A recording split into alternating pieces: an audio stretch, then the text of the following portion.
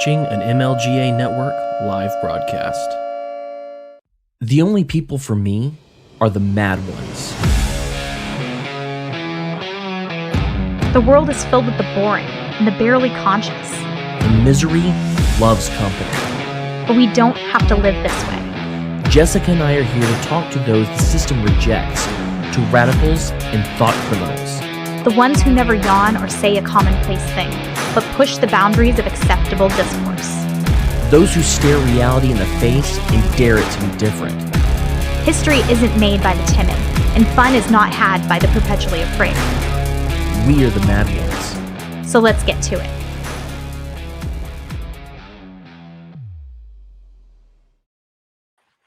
Welcome to the Mad Ones. I'm your very homely, plain, and extremely ordinary-looking male host, Cam Harless. And with me, as always, is your favorite radicalizer on Twitter, hostess, Miss Jessica Green. How are you doing, Jessica? That's right. I do really well. Thank you. I'm having a great year. Straight up. Yeah. I mean, how could you not? How could you Right? not? We do have a guest today for some reason. I mean, I think that's what people expect, is for us to talk to people for some reason. But before we bring him in, we should mention the people who make this show possible, who are our those sponsors and or benefactors in some way. Our if you patrons. Yeah. So Zen Pro Audio, Burgett Dev Services, Lorenzotti Coffee. If you get their coffee at lorenzotti.coffee, use the promo code The Mad Ones for 10% off. And don't forget to watch OPSEC Drip with your boy Pilar Petrie. But with that, I'm ready to bring in our guest. Are you excited about this one? Because I know I am. I'm pretty effing excited, you guys. You should be. I haven't told him this plan, but I feel like for this whole episode we should be yes-anding each other, just to keep it interesting. So we'll see about that. But joining us tonight is a man of legend, nay, a god in human form, the official thirst trap of the Propaganda Report, the handsomest man in the conspiracy game, a hero in the games of improv, the actor who will be taking over for Harrison Ford in the next Indiana Jones movie, a very funny man and a better friend, the sexiest man in Atlanta, Mr. Brad Jar Jar Binkley. Hey. That's quite an introduction. I don't know that I live up to that, but I'll yes and it. I am the sexiest man in Atlanta. Thank you for having me here. How are y'all doing? Really good. All right. Can y'all hear me all right? Is my mic hot? Is it low? Well, no, I have bad headphones. It's probably not you. It may be a touch low, but I can hear every word that you're saying. Yeah. All right, I'll pump it up a little bit. There we go. So, how are you, buddy? I'm good. I'm just watching my Bitcoin wallet crash like a John Denver flown airplane. It's just like straight down. Well, Bitcoin is on sale right now. That's what they say. I'm holding till the day. I'm holding till there's not a penny left in that wallet. It's like Bitcoin is like every relationship I've ever been in. It's up and down, it's volatile, and at the end of it, I have no money left. Right. That's the way The person who convinced me to get into Bitcoin called me and was like, "Don't worry." I was like, "I'm cool, man. Diamond hands." You know? Yeah. But I'm glad I got that courtesy call. Thanks, man. Well, yeah, the don't worries. It gets to a certain point where it's like, right when I first put a little bit in, I was like, I made $100. I'm going to get out real quick. But then I started getting addicted to the roller coaster ride. You know, it's like, I'll put a little bit more and a little bit more. And then you think you're buying the dip, and then it continues to dip. And then you're like, oh, I'll buy the dip again. It dips a little further. And at that point, my philosophy was, I'm just going to stay in and see what the hell happens. And then you wake up one day and you're like, you go from like $100 under to like $3,000 over. And you're like, yeah. But then you hold on to it for too long and, you know. And then the president of China opens his mouth and it hits 29,000. That was the bottom today, right? It was somewhere 29? around there. Yeah. Holy Yeah. shit. My Wow, that's a portfolio big got dip. Bodied, man. It was Totally. awful. Everything was Yeah. like 50% down. It was rough. Oh, wow. Yeah. Yeah. It's not for But- the weak stomach, the Bitcoin game. Well, I've said since the beginning, don't put anything in that you can't lose. If you can't lose Right. it, don't put it into cryptocurrency, man. And what I always say is, this is going to be what I retire on. Hopefully this works. and then that's the wrong philosophy to take. I do have to say, when I was doing the art and the name of this episode, I always edit the photos, so I compile the photos for all of this. But with yours is the first one that I actually like did a head replacement and actually did some work to try to make it look as real as possible. I don't know if you guys noticed the shirt, by the way. Speaking of artwork, I got the shirt, y'all. I love how it's interacting with the green screen, because you can totally see. That's why the colors look weird. That's why it's it's definitely the green screen. But your artwork is beautiful. Thank you. We were talking about this, I think, yesterday, and I told, it could be wrong, but I told Jessica, I said, I just realized that it's very possible that Brad is short for Bradley, and he could be Bradley Binkley. And I'm very disappointed in your mother if she named you that and didn't make your middle name Lee, because Bradley Lee Binkley is a great name. No, well, that is not. It's just Brad. But I can tell you what she did do is she gave me and my two brothers and my sister all the same initials. We all have our middle name all starts with the same letter, as do our first name. They all start with a B, and all of our middle names start with J. So we're all BJ. And parents had no idea what they were doing. Your mom's funnier than I thought. My brother married some broad, and she has a brother. And her brother, he still goes by BJ. But there was a time in high school when he found out what that was short for and got made fun of. And so my brother's wife tells the story about how one day she was sitting at home and someone called the house and said, "Hey, can I talk to Jason?" And she was like, "Who the hell is Jason? Who are you looking for?" And her brother runs up. He just chosen some random name that had nothing to do with his own name. He didn't go, I'll just use this part of my name or that part. I'm Jason now. It's like Flynn from Breaking Bad, who's the only moral character in that entire show. Which one is Flynn? Walter Jr. Oh, right. Yeah. Oh. The one that gets abused by everybody. Yeah. Him and Jesse got abused by everybody. Yeah. I have an alias that I go to as well. I don't do it in, well, I do use it probably more than I should, but Johnny Blastoff is my alias name. Oh, nice. That's not a porn name for sure. Definitely not a porn name. Also not a porn name. Yeah. Not a porn name, right. Has Jessica asked you about your cock aperture yet? Well, my cock aperture is private right now. No, so this has to do with a product actually called Sheath Underwear, which is a brand of underwear that has a pocket for the boys and then an aperture for your cock to go through. It's like it separates your boys and your cock. It was invented by someone in a really hot environment who was trying to like separates the boys from the Frank. It separates the twig and berries. Yeah. All right. Right. So there's in the underwear is a aperture. There's an aperture through which to feed the Frank.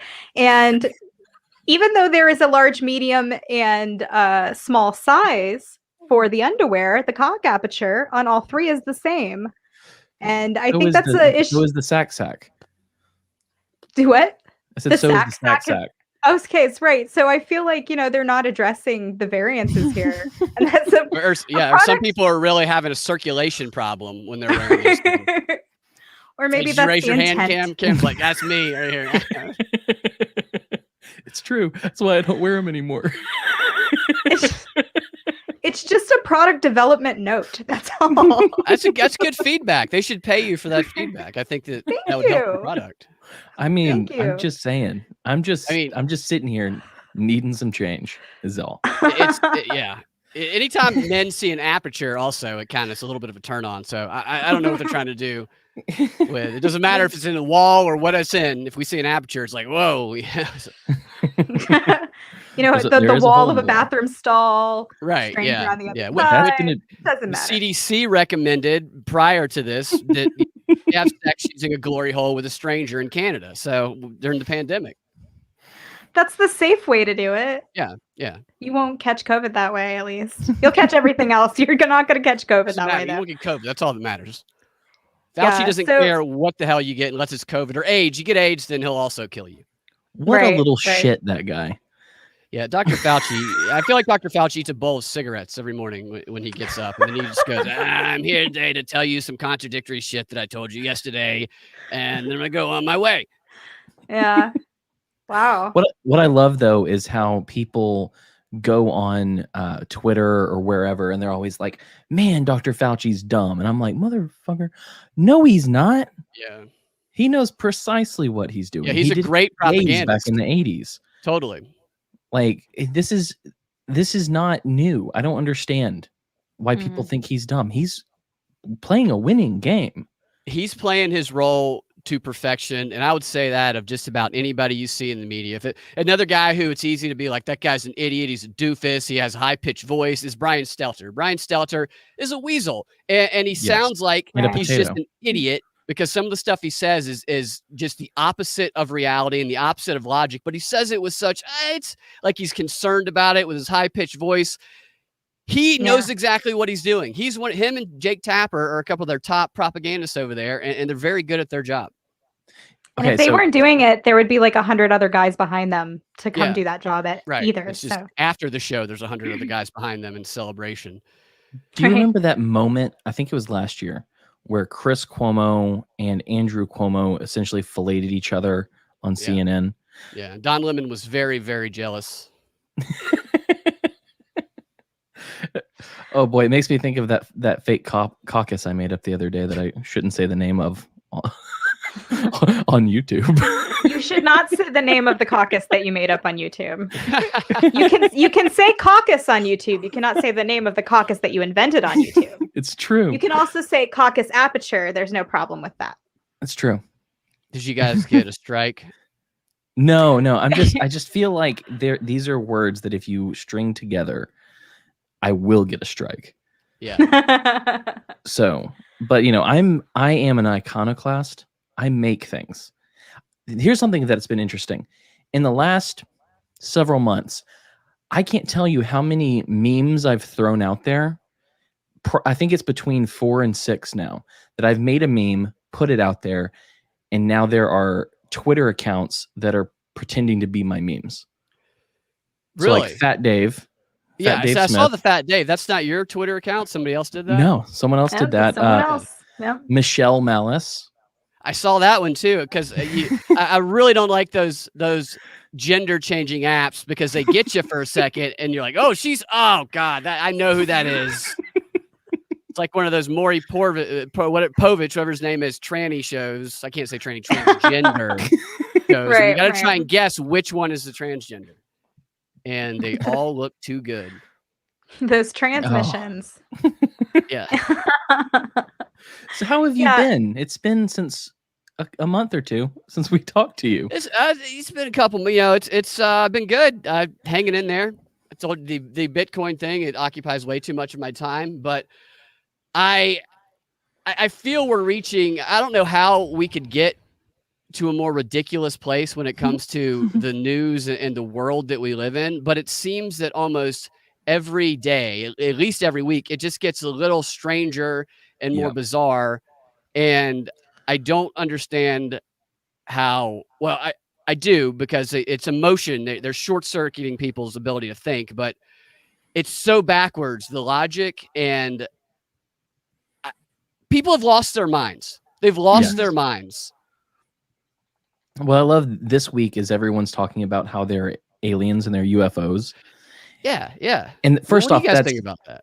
Well, for me, like this is something that I came to Go ahead, in the Cam. past.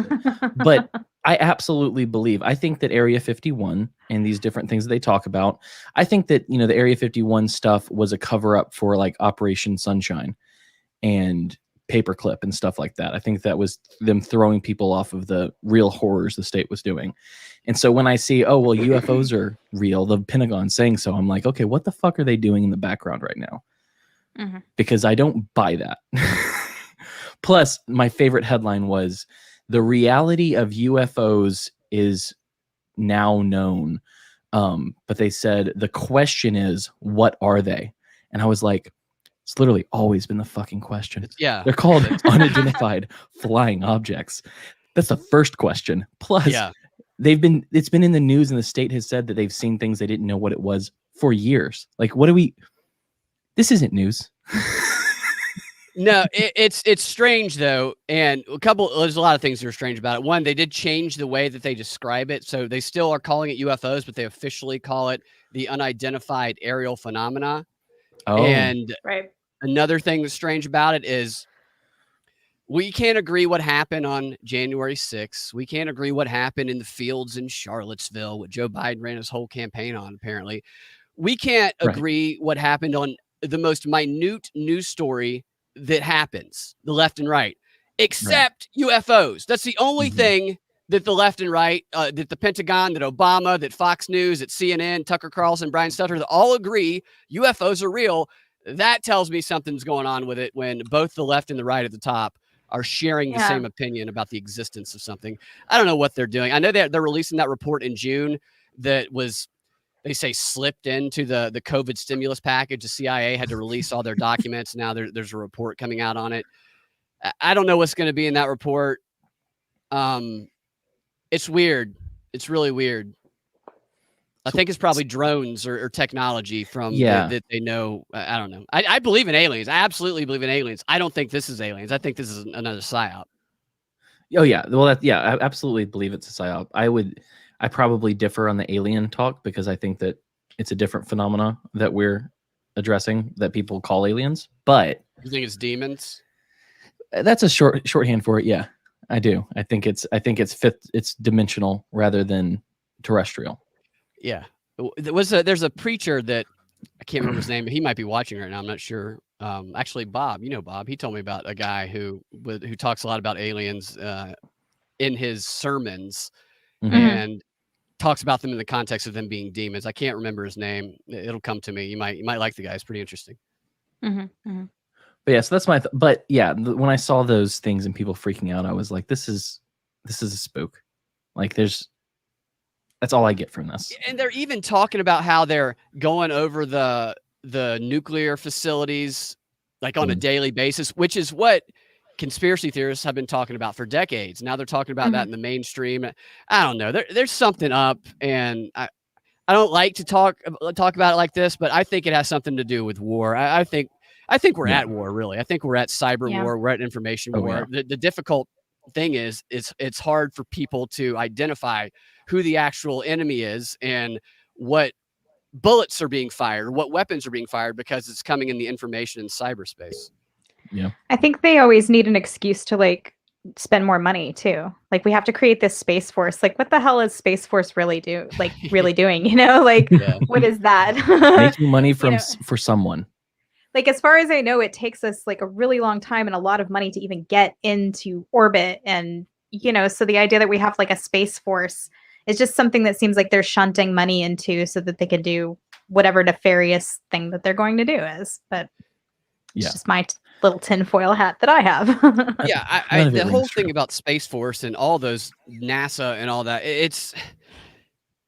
not to go into the moon landing and everything, but you go to the moon in the 60s, or allegedly, some people believe it was filmed on a green screen or whatever. Stanley Kubrick's best work.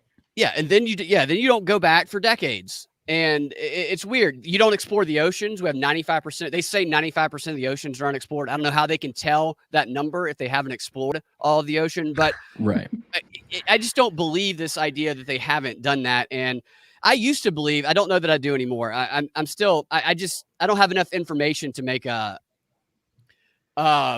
credible opinion, I think, about what's going on up in that outer space. But I used to believe that we were probably well beyond the moon, that there's all kinds of shit that we're so unaware of, that these black ops planes that are probably flying over. They're calling them UFOs. I listened to this military podcast once, and they were talking about the people who wanted to storm Area 51, and they were talking about all the black ops planes buried underneath Area 51.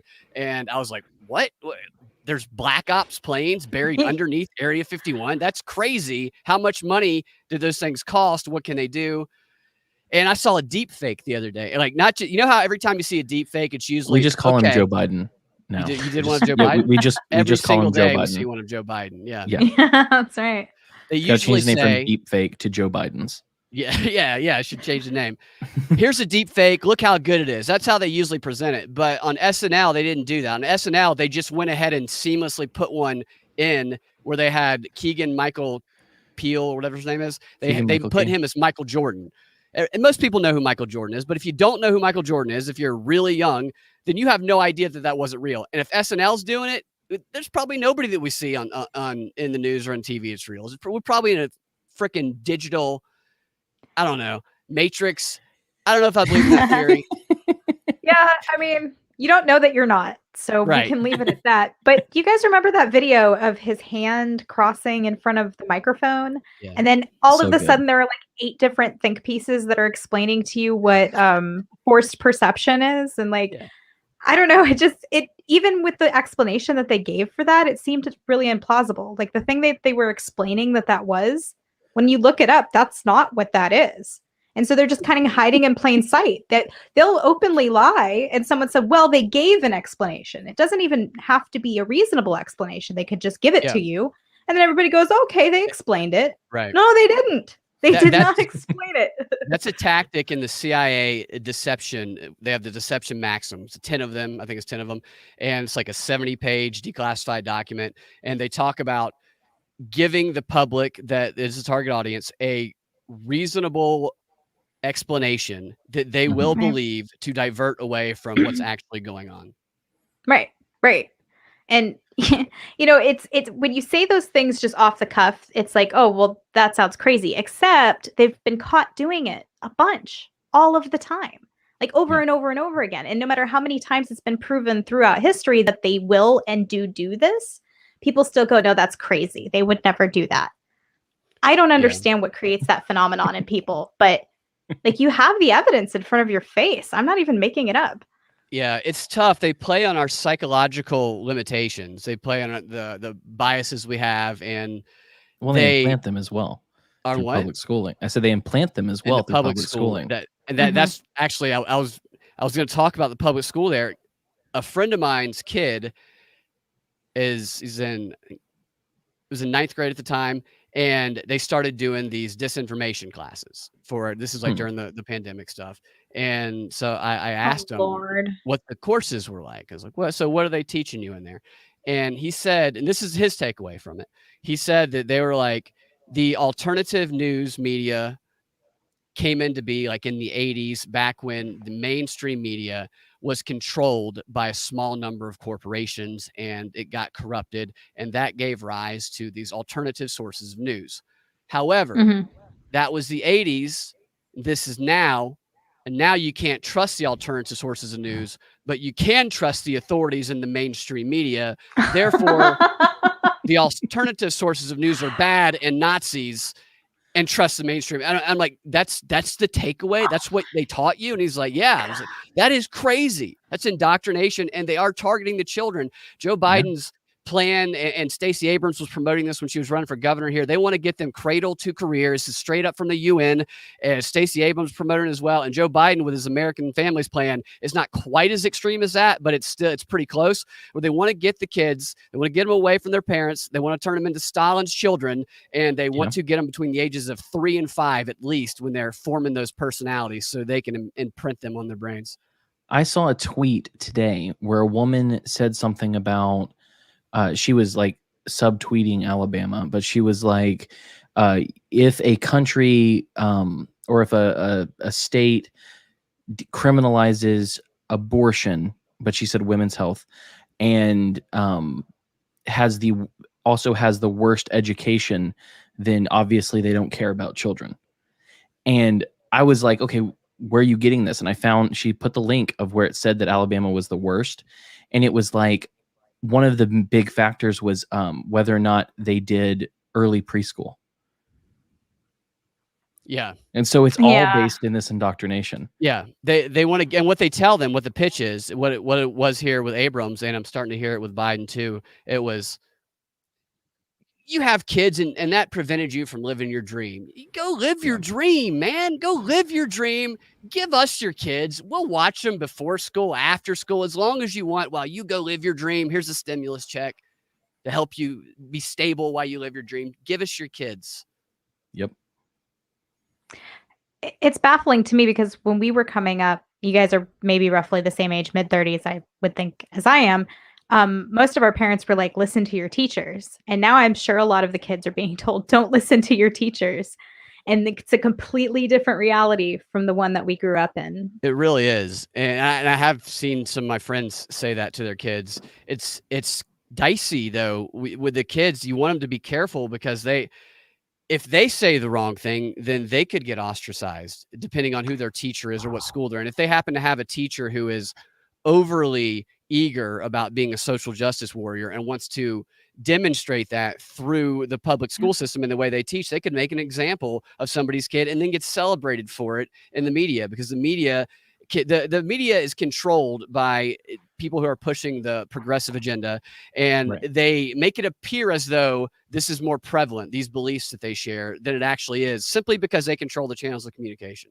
Yeah. Right. Cathedral. Yeah. And doesn't that remind you so much of what they taught us about what was so terrible about Soviet Russia? Is that, oh, didn't you know they would get the kids to tell on the parents? Soviet Russia was so bad. Yeah. And I'm not saying that that's not bad, but doesn't that sort of remind you? Like, totally. Hey, if you say the wrong thing, you know, if your kid says the wrong thing, they're sending the authorities to your house. Yeah, that's Stalin's children, Hitler's children too. Is you turn the kids into spies for the state by getting them in the system early on. That's where the real battle is over. I mean, the battle's everywhere, but you know, the battle for the future is capturing the minds of the children. That's why we're seeing this 1619 education program versus, you know, the traditional American history program that used to be there. And we don't want this 1619 thing to win out. It's toxic. There was truly and provably a concerted effort on the part of the Soviets to infiltrate the educational institutions of the United States. And it was a slow, long game that worked far beyond the life of the actual USSR. And the plan was that they wouldn't need to throw a single bomb at America, that America, from its own youth from within, would land into the Soviets' hands like a piece of ripe fruit. Well, America is ripe, and there's no Soviet empire left to come like take the fruit. So what will happen now is a volatile situation. Well, and Joe McCarthy failed. He didn't do anything wrong, but he failed. And everyone growing up hears about which I think was actually in the House and not Joe McCarthy, but the what's it called? The something of un-American activities. House on Un-American Activities? Yeah, the committee committee. And so, you know, they called out the actual Soviet spies that were in America trying to do things. I mean, it was very legitimate, and it's like, I didn't know that. It just sounded like a spook when I was younger because that's what I was told. Yeah. You know where they all moved when they went undercover? So like San when Francisco? they got outed, Alger Hiss or whatever his name is, one of the main ones, and some of the other ones when they were the Red Scare and they were trying to figure out who was a communist. They all moved to Vermont, where Bernie Sanders was, and many of them were professors at the university that Bernie Sanders went to. And Bernie Sanders is about 8 to 10 years younger than a lot of them. And they had a little communist commune in Vermont shortly after the Red Scare. It's also interesting that it's Vermont because Vermont's one of the few deep blue states that is relatively good on gun rights. And commies, like real commies, love their gun rights. They do. So that's fascinating. Yeah, because they kill people. But they also, I mean, you want to defend yourself also, but people have this idea. I've heard friends of mine, people in the artistic community, when you tell them, well, you know, this is a communist event, or that person was in the Communist Party, the response is, if it's somebody who's a progressive, is, well, at least they believe in the same things that I believe in, and they want the same things that I want. And that is not true at all. That the Communist International Conference, the communist, the third one, I think it was 1935, they lay out in their papers that their line is no longer going to be to approach people with the communist reds on and try and get them to be militant communists because it's scaring people away. So they decided deception is going to be the new way that we co-opt people, and they shed their communist colors. And I mean, this was their official strategy: Leninism, Stalinist Marxism. And what they would do is they would target progressive organizations, they would target social democrats, they would target Democrats for a couple of reasons. One, because they share the same target audience. They hate Democrats and progressives more than they hate conservatives because they're competing for the same target audience, because they both use the Marxist appeals. That makes sense. Yeah, the victim narrative thing. And they also target them because they know they can get them to join together with them under the guise of the pursuit of the same end, of this utopian end, like people respond to. They say, well, at least they want the same thing I do. No, they don't. They just want access to the organization that you have so that they can co-opt it. And then they'll work their way up in the organization because they train these people to be proactive. Because you get in these organizations, most people aren't proactive just in general. So you put a handful of people, you place them strategically in an organization, they're proactively work their way up to these high positions in the union, and then they take control and they purge the people who don't fall in line. And that's what a lot of people don't understand about this movement. They keep setting these moving goalposts of objectives that they're never going to reach, and that are not even possible to reach. I mean, equality, equity, nobody ever fucking defines that shit. Give me a concrete definition of that so we can measure how far we've gotten, and we can know when we can stop doing all the bullshit. But they're not going to do that because that is where their power comes from. Well, they've been very good at it. Like Malice talks about how, that phrase, we don't believe in equity, we believe in equality of opportunity. That was a progressive phrase. That really? That was planted in the minds of, because conservatism is progressivism driving the speed limit. And so over time they've adopted this, and they're actually spouting progressive viewpoints back at the people who they're supposed to oppose. Yeah. And so it's fascinating to see how that works on a continuum. So yeah, it really is. Just the way they manipulate language, while insidious, it is very, very fascinating. And it's very intentional. They have these activist books, the Organizational Weapon, a Bolshevik Strategy, that's from like 1940. It was written by the Rand Corporation. They document all the tactics that the Communist Party used, but not just the Communist Party.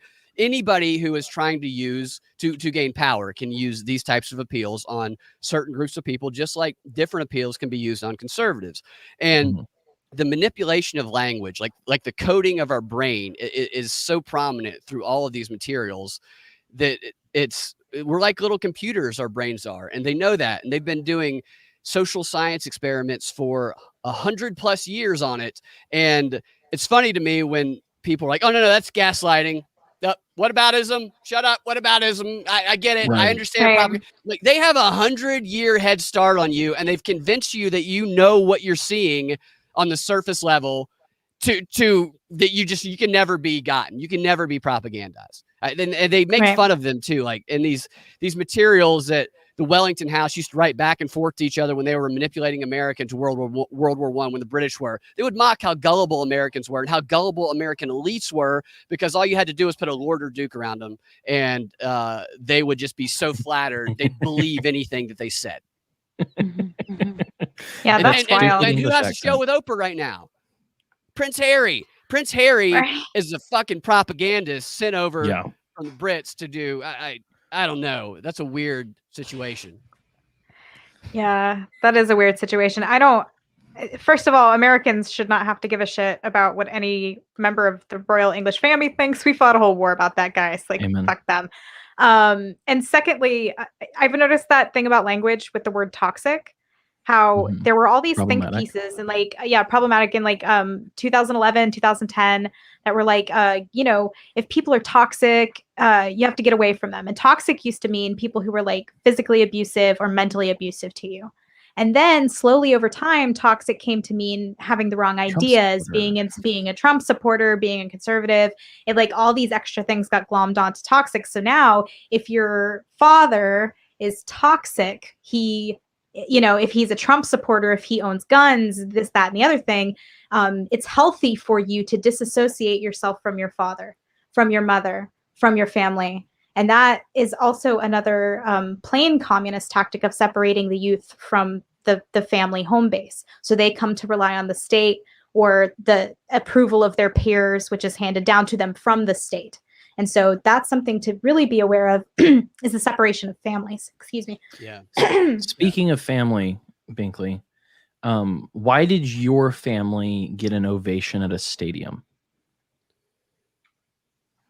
All right. Well, this was completely unintentional. We didn't know what the hell was going on. Again, and I've brought up Bob a lot. Bob Wood was actually there with me.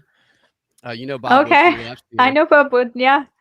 He was there with me, and we went to the Sean Hannity Freedom Fest because my parents got me, my brothers, and my sister all tickets to the Freedom Fest for Christmas. And we were like, all right, we'll go. And I would.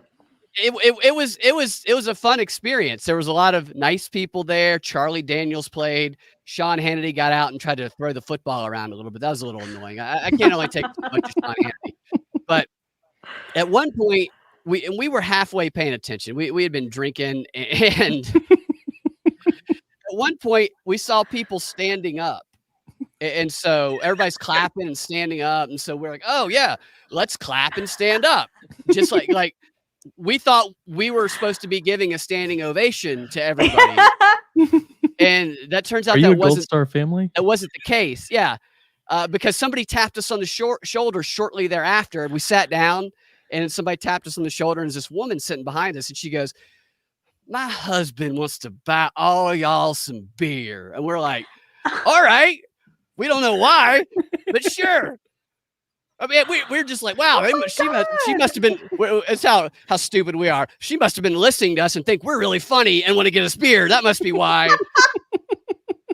The hubris on you, comedian. So we follow her up the stairs, and we start thinking about it, and we're like, what was that standing ovation for again? And like, what did they say before that? And then we kind of put it together, and we're like, oh my God, my brother's wearing camo military pants.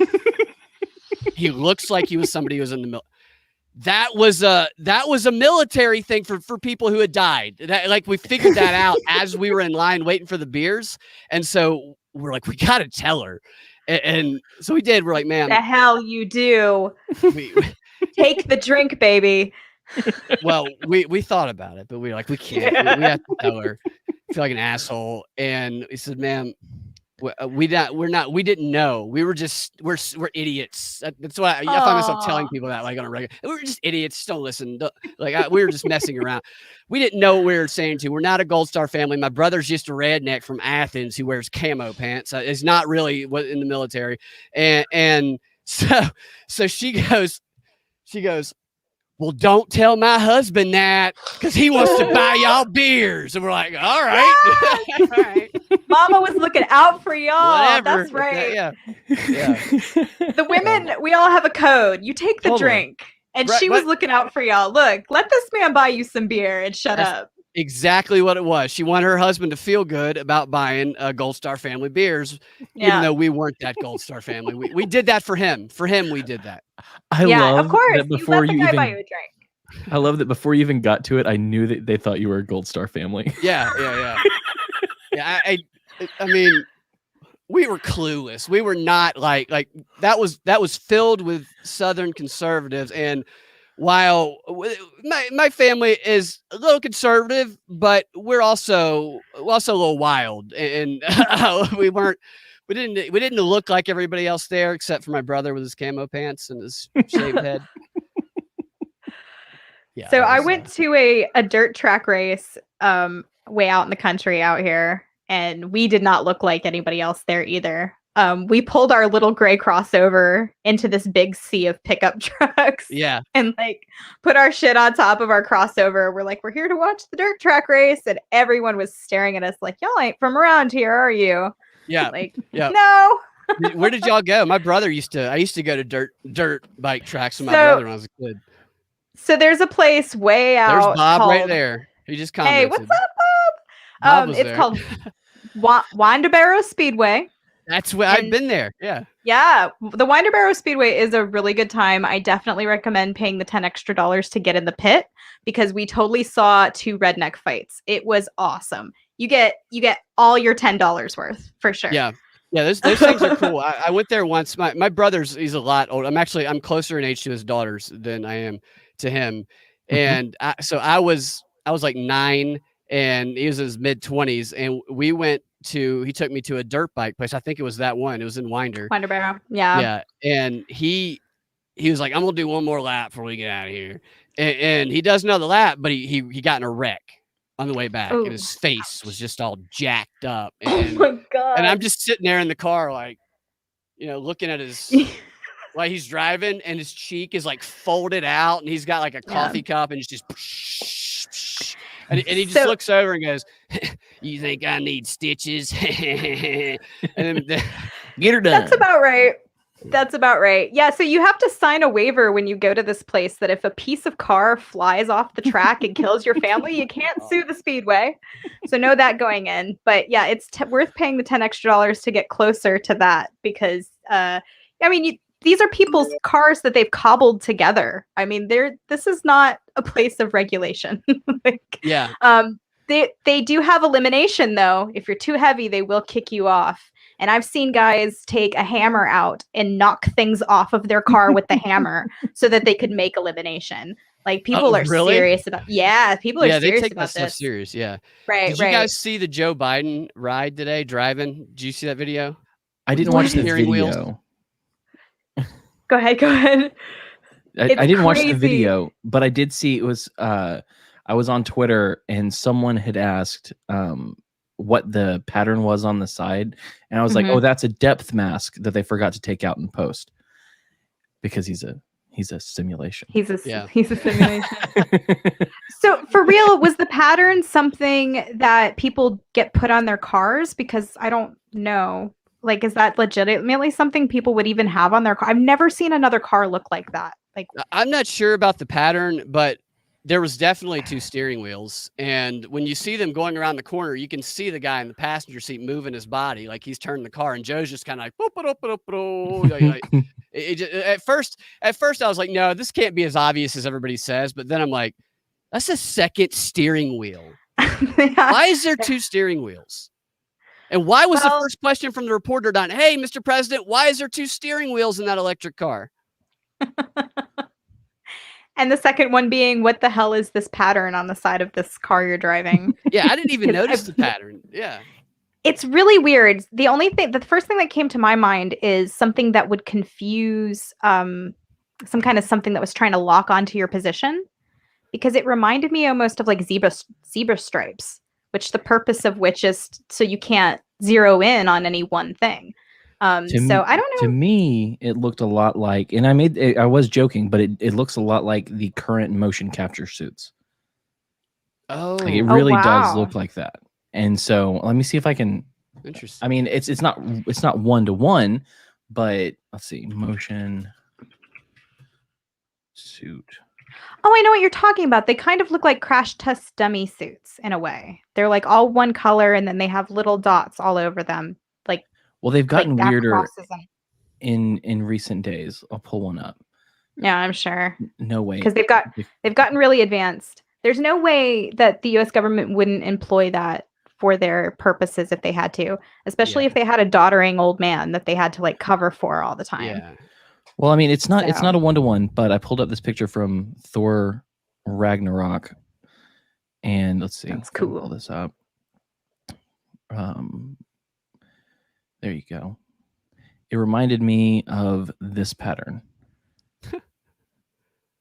Oh wow! Look at that guy. Oh, you see the pattern? Yeah. The pattern on the clothes. It reminded me of that. Let me see if I can. Let's go. Looks frightened. Joe Biden. So that's for like CGI stuff, right? Right. Mm-hmm. And then they had this weird. It looks like I said, it looks like a depth map. I mean, I don't think it is, but it's the strangest paint job. But that's the first thing that came to mind. I've never seen another person have that on their car like that before. Like, That's weird. That's very weird looking. Yeah, I was focused on the car when like driving. I was like, I want to see if because I saw somebody tweeted at me, said he's clearly not driving it, and he wasn't driving it at all. No. It didn't even look like he wasn't. You drive, you kind of move your body a little bit with as you're, and Joe's just like he's driving a kid's car, like or like he's doing a bad improv scene. It's like, all right, you're driving, you're like, no, nobody moves, but you're doing the wheel in 360 motion. Meanwhile, the other guy was kind of like shifting his body weight the way that you normally would when you drive. They like to parade him out and make it look like he's so active and fit. And he's like, walks fast, and they capture these glimpses of him, like 10 to 15 second clips, and they just play him over and over again to make him look vibrant. Then we don't see him again for a month. Right. So Pilar says he sent me pictures in a Twitter chat, but apparently there was no second steering wheel. I haven't watched the video, but he also said the video I saw was doctored. The video I saw, there seemed to be a second steering wheel. But he also said hard to know these days. That that stupid paint job is to make it so that you can't see the contours of the new car, so they can test it and show it without showing all of the detail. That's interesting. Wait, what do you mean to not show the contours of the new car? So this is a new Ford F-150, if I'm remembering correctly, and so it's some form of test drive, but they haven't released like the pictures of the 2021 Ford F-150s or whatever yet. So they have this really it makes sense. It's a logical explanation. I don't know if it's true. It is, but it's one of those things like that picture. They explained it. Sure, they gave you an explanation that seems to kind of make sense, I guess. But have you ever seen that before? Ever? Paul says that he has. He says that test cars always have patterns like that. Okay, so, fair enough.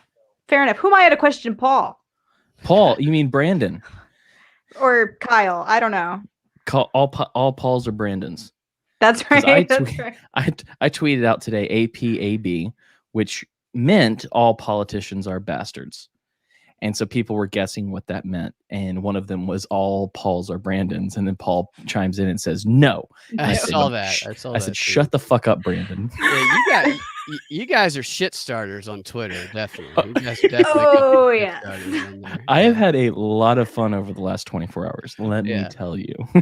I had to delete my fake FBI post because people were not getting that it was a troll at all. So... Sorry about that, guys. That shit was fake. It was a troll. I thought it was really obvious that it was a troll. It's gone. Don't worry. It can't hurt you. Now, do you get a lot of creepy DMs, Jessica? So my DMs are closed. Yes. I used to be in an online cult, and when I got out of the cult, these people started a campaign against me where like hundreds of accounts from India would start sending me messages of like their dicks and like asking all kinds of my dick with their open cloth. So I've like locked down all of my private messages and direct messages. If you're a mutual follow, you can DM me, but we have to like have interacted before I'll open that. Because I've gotten more than my fair share. I was in a group chat with a woman. I left this group chat because she would semi-regularly share the dick pics that she got. And I was like, I know that this is funny objectively, but it's not wrong. So funny that I want to see a dick. She's afflicting you with the dick pics. I don't want the same way she got afflicted. That's irate. The weirdest on part her trauma. Is like when you open up your DM, like you see a dick pic when you were just about to send a dick pic. It's like, wow, I'm about to. It's like now I'm soft. What am I going to do with this? Yeah, I know. Right. Because you always start a little erect when you get on Twitter. Absolutely. Because I'm about to pwn some noobs. Before the cult thing, I didn't get like, people act like it happens all the time to all women. It really, it's not like that. Like # some women. Yeah, I'm sure some women do get, your really popular account and, you're semi good looking. I'm sure you get dicks aplenty. But for the most part, most people, Dicks aplenty. Yeah, through the cock aperture. But yeah, it's not. I don't think it's as prevalent a problem as some people make it out to be. And I think the reason that they post when they get a dick pic is because they're actually excited that someone sent them a dick pic. So Yeah, I'm a little suspicious of those. Yeah. Let me just say, as a man, I have been catcalled one time, and I fucking loved it. Like every millisecond of that, I was like, I don't care that you're an old broad. I am into this. Like, give me that sweet, sweet affirmation. I'm a man. I don't get any. But I will say that if a woman sent us what's an equivalent of a dick pic? Would it be a vagina pic, or is it a titty pic? Well, are we it's talking like a titty pic or feet pics? So definitely feet. Yeah, could be. Show feet. Let's not talk about feet. You want to get there, ladies? I don't want to have that conversation on the podcast. Women's feet are like men's dicks, so just think about that when you look at women's feet. Just 2 dicks down there. Two dicks. I'm never gonna be able to see my own feet the same again. Yeah, it's an image I shouldn't have created because now I'm seeing it as well. I want to put socks on all the time. Girls can have dicks. Yeah, apparently. So, how does that work with I don't care what people choose to be, but how does that work with just the way you talk about it? It's not even like nobody really cares what you want to do with your sexuality, but when you're forced to try and talk about it in a certain way and use certain labels, and everybody starts their meetings now with I'm so-and-so and my pronouns are he and him, they and they. Why is they and they a thing? It's weird. Why is theybies a thing? It's a weird, confusing fucking thing. Oh, look at the cute little theybies. If you call your kids theybies, then they should be taken away from you because it's shocking. I read an entire article about a non-binary person. By the way, Demi Lovato, now a they them. But I read an entire article couple months ago, and it was in the they them thing, and I truly did not understand what the fuck I was reading. Like, I was going, who is they? Yeah, it's confusing. You're talking about multiple, like, I was legitimately like, this makes no fucking sense to me. I think that is intentional. I think that's part of this manipulation of language we were talking about, because if you make something confusing enough, and the CIA manuals, they talk about this shit. The psychological warfare manuals talk about ambushing people, demoralizing them with confusion, dividing them with confusion. If you make the pronouns so confusing that you can easily misgender somebody, and then you have on the other side, you have created this group of people that are just ready to just, oh, you misgendered me, and go off, then it's a setup for conflict. So my friend Emily is actually a gender studies professor. I won't say which university that she's at, but I talked to her at length about this. And she said that it's really unfortunate because what is distributed to the population in these different think pieces about what they say that gender studies is about and critical race theory is about and all of these things is a pale reflection of what the actual theory is about. And people go to school for years to understand these types of theories and to talk about them intelligently. So it's not as though Vox can put out a video that lasts a minute 30 seconds and explain to you what critical race theory really is.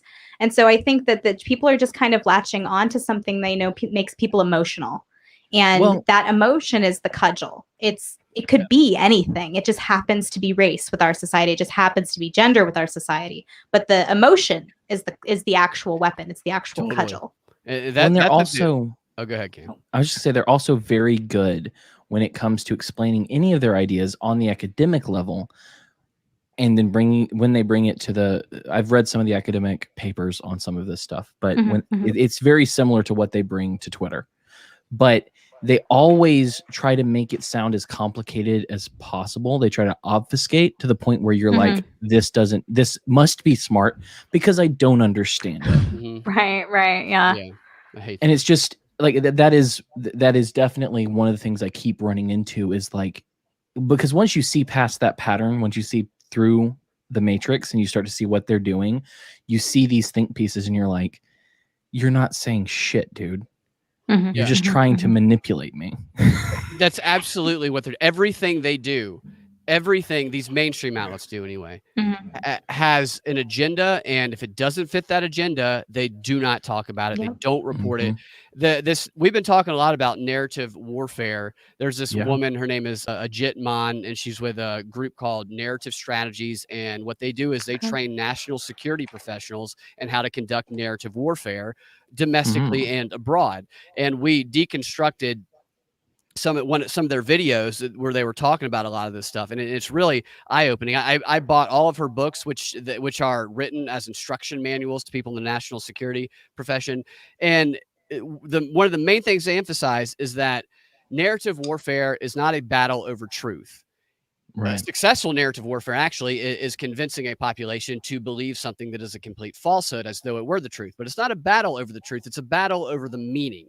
So you put the meaning in the message so that the public never has a chance to determine the meaning for themselves. You short circuit their ability to think by charging an emotional meaning into the way you frame and deliver the message. And that it's so prevalent right now.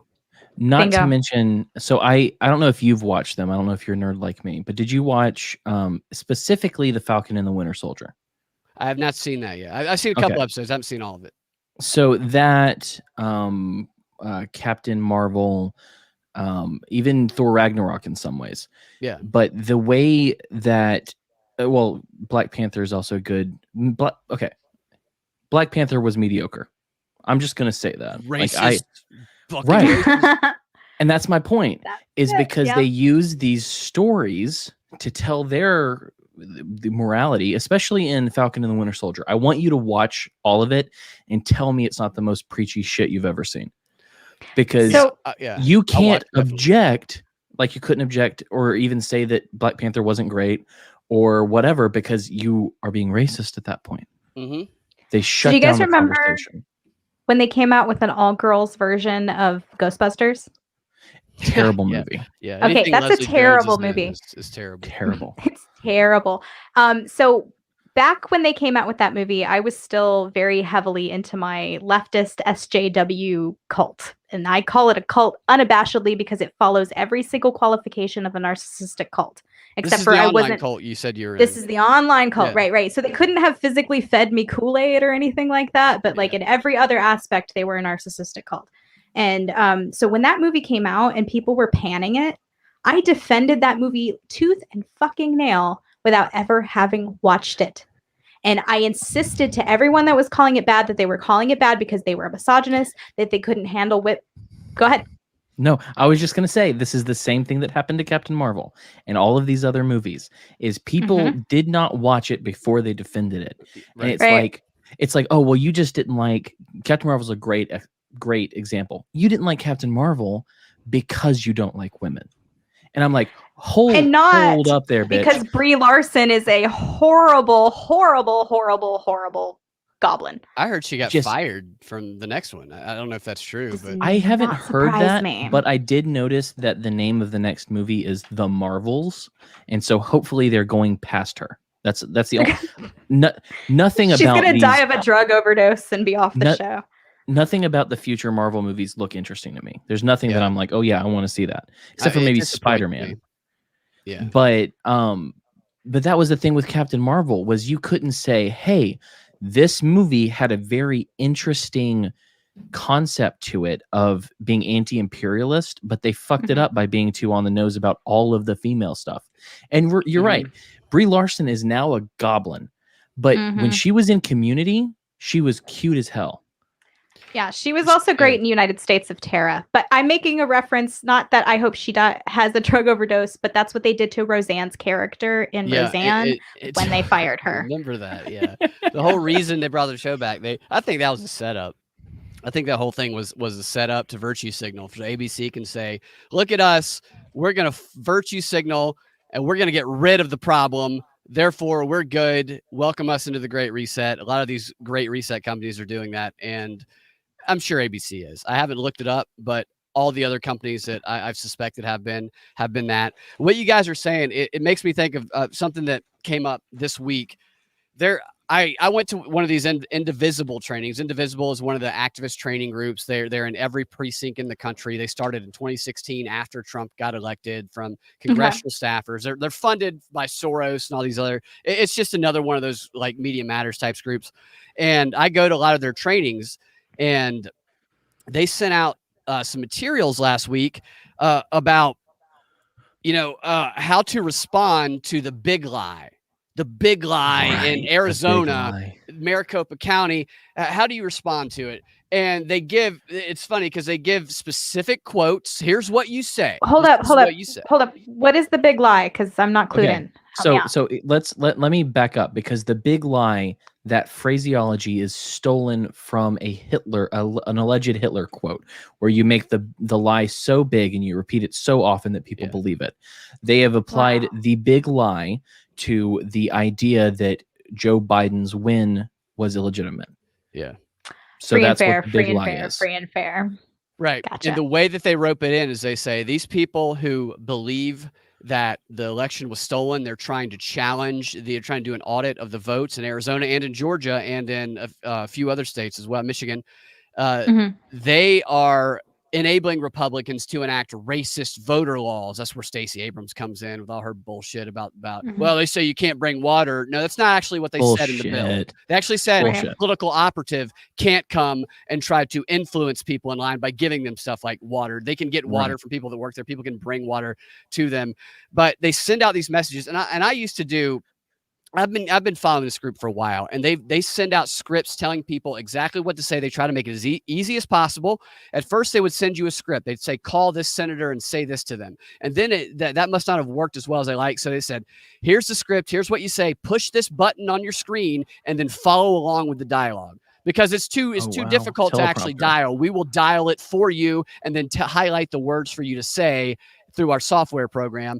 And I used to get those scripts, and I would call my congressperson that they said to call, and I would because they would script out what you're to say and what they thought the person who answered would say. And so I would stick to the script regardless of what the person said. And that always got really awkward. That's amazing. So what they did last week is they sent out these scripts about how to respond, because they're trying to quote this new term they're passing around, pre-bunk. And here's what pre-bunk is. They say you need to do a truth sandwich, which a truth sandwich is you start with the truth, and then you attack the motive of the other person, and then you end with the truth. And the truth, of course, is the lie, which they're telling, the lies they're telling. And the whole idea is they tell people to never engage in the actual content that the opposition, in this case, the people conducting the ballot audit, are presenting. Yeah. So they they convince people that even looking at the content of the argument is wrong, and that they should instead pre-bunk when they talk about it, never use it, never even mentioning that. And the way that they pre-bunk is they do this. They give them very specific language. They gave them a whole paragraph, and then they said, here's one sentence where you can add your own personal spin on it. So a whole paragraph, like 5 sentences, one sentence, you can add your personal spin. And then it customizes the way they put it. Then at the end of it, they said, here are 5 choices that you can use for your customized sentence. And then they gave you, so really you can't customize it. You can just plug in A, B, C, D, or E into the sentence we gave you. And so I read that and presented it on our show earlier this week. I think it was Monday. On Tuesday, I got somebody tweeted this at me. I believe it was at Rockhanger. Thank you, Rockhanger, if you're listening. He tweeted, "You were right," and it was people on Twitter verbatim tweeting out the script that I had read from Indivisible, trying to combat the big lie in Arizona. And I know that they copied and pasted it, because in the materials they sent, there was a quote at the beginning and there's a quote at the end, to signify this is what you say. The person forgot to take out the quote at the end. So there's a quote weirdly placed. They took the one out at the beginning. And so I was like, wow, this person copied and pasted, forgot to delete the quotes. And you guys can look this up. They're focusing more on Facebook, but they're also pretty prevalent on Twitter. #Truth Brigade. And you will see a long list of people who are verbatim repeating scripted lines that were given to them by this Indivisible group. They have never looked at the content. They've never thought about it themselves. They have simply followed their orders based on the emotions that have been triggered in them. It's mind control. Well, and here's one thing I wanted to mention. Mr. Gahn said, yes, the Georgia voter law, which is actually less strict than Colorado's. This was my favorite thing about this story because the Democrats were out there straight out lying about this law, right? This change. Mm-hmm. And then Trump was sending his little memos from his office, which are like the best because they're so dumb and so great. But he put out one of his press releases and it was talking about how much he hated the law because it was not strict enough. And it actually made it easier to defraud the vote and all of this. And that was my favorite moment when both of them agreed that that Trump and the Democrats agreed that the law was bad for different reasons. Yeah. And opposed they are both trying to manipulate the issue. It's crazy that people, I think, know that at an intellectual level. I think that they recognize that, but when you get in the heat of the moment or heat of battle, and right now they have politicized everything on the planet. I mean, yoga. Did you know that apparently conspiracies are a problem in the yoga community? These yoga women are getting infected by a pandemic of conspiracy. I mean, this is a real thing. I think it's Maddie. I think it's just Maddie from Voluntary Vixens. Yeah. Just I think they're just talking about Maddie.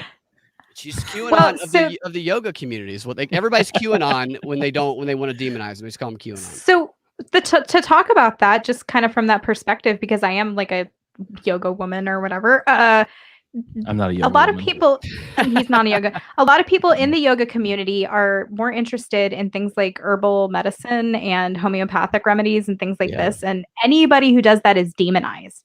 And it's really crazy. Like I never was like an anti-vaxxer person. I've had all my vaccines. I'll get my, inshallah, I should have them. Children have their vaccines. I will get those too. But, any person who doesn't want to mandate vaccines, force vaccines on people is now, according to the definition on Merriam-Webster, considered an anti-vaxxer. So I've been forced into this category. I'm just going to own the title. If you want to put the title anti-vaxxer on me, that's fine. Regardless, I still don't think that anybody should be forced to have vaccines. And I'm not going to change that position just to avoid being called something that makes you a pariah in our society. And that's the mind control that they use too. Oh my gosh, I don't want to be called an anti-vaxxer. And women, for the most part, we're like not, and I'm saying for the most part, but for the most part, we're non-confrontational in that way. We're not going to want to rock the boat or ruffle feathers. So we'll abandon what we know to be true in order to avoid these stereotypes and labels. And I've seen it amongst my peers over and over and over again. Well, they talk about using that societal pressure to get people to submit. The Council on Foreign Relations, we deconstructed a video where they very much focused on using comedy to shame people, using the group think, using the bandwagon effect to pressure people into doing. They anybody who tries to, I don't want to say take a middle ground, but is not agreeing with either side. They don't like that, so they try to set up circumstances where you are forced to be on one side or the other, and they just start labeling you one side or the other. I mean, people who I know that they've been Democrats their entire lives are labeled Nazis, basically QAnon Nazis, because they don't want to get the vaccine. They don't. They're very they don't like the idea of it, so they're Nazis. So I may have to put in my Twitter bio anti-vaxxer, anti-taxer. Because I feel like it's good word phrase there. Nice and catchy, nice and rhymey. So I was thinking, both of you are from Georgia. I lived in Georgia. I lived in Georgia, and I thought of a video this week that makes me think of Georgia, even if it's not from Georgia.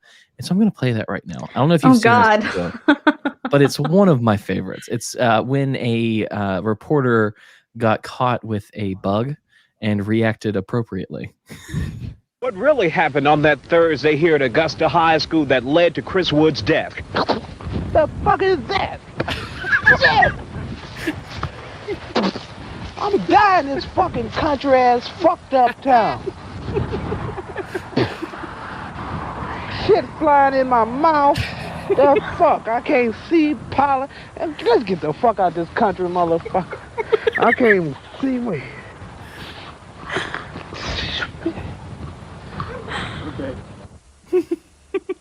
Wait, play the beginning again because I want to hear his reporter voice real quick. Okay, 1 second. The transition from that to him. Yeah. You want to see the transition. It's so good. That's great. I love that. I love that. I doubly love that because that's also one of the videos that people use to prove that there are lizard people.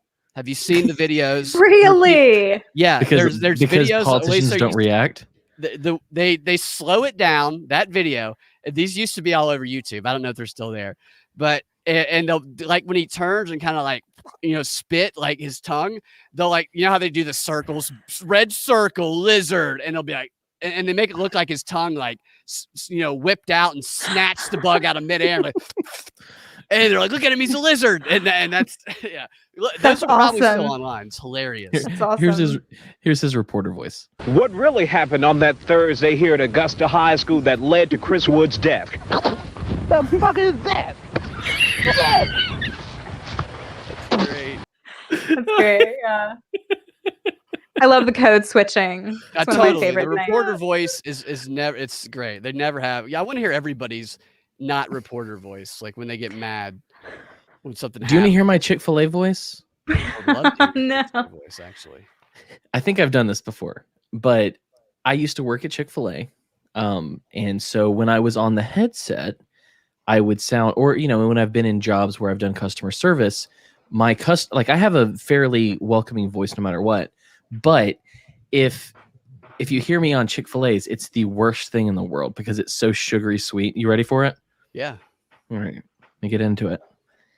Thank you for choosing Chick-fil-A. This is Cam. That is beautiful. Wow.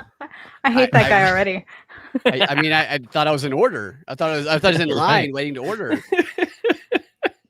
I will say that at Chick-fil-A, they get my order right. They're always polite. So I don't care. If they say no women allowed, I'll go through the drive-thru, man. Like, I love fucking Chick-fil-A gets a Chick-fil-A. lot of hate, yet they do Yeah. a lot of good things for their, at least from my understanding. I knew some people who worked there in college that they offered college plans to, if you work there, you could get some Cool. benefits. Yeah. And That's awesome. it's the way that they, I don't know. It seems like a pretty good company to work for to me. You've worked there, so you know better than me. But they get a lot of shit just for being Chick-fil-A, I think. Yeah, I think it the wasn't deal- a Go bad ahead. job, but it's a lot of bigots who say they're against bigots when that's not something that you see on the store level whatsoever. Yeah. Was it true that So- Kathy's son who said he was going to wash I don't know who the black guy was, but it was a black guy that he knew. He's going to wash his feet during a conference last year because he wanted to make a stand against racism. So he got up on stage. He's like, I'm going to wash your feet or something. It's really weird and awkward. That guy's got some other things going on. That's got nothing to do with race, man. He's got some Jerry Falwell shit going on there, Joe. This is a a feet feet guy. loving podcast, and we need to keep within that. Okay, we're a Mormon Christian conservative feet loving podcast that fucking hates Sean Astin. Yeah, So, we do. We really hate Sean Astin. Who's Sean Astin? he's the one who played Samwise Gamgee in Lord of the Rings. He also was Rudy. Oh yeah. He's in There you 24 go. also. He's the worst Yes. character in 24.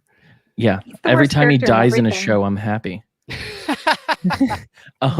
So Jessica had this idea. You This should tweet the recut other day. Rudy where he dies at the end. Use the scene from like 24 or something. Oh my God, Cam, please do that. Here's a whole I recut every movie with Sean Astin in it so he dies painfully at the end. Make him the new Sean Bean. So Jessica tweeted the other day that she can tell a lot about someone by their pizza order. And I thought, we ask stupid questions on this show. I want her to do your pizza tarot card reading for your favorite pizza. It's not pineapple pedophiles. Isn't that what they say? Excuse me. We are a Isn't that what pineapple they say? pizza loving, Bombs. feet loving Wait a minute. podcast.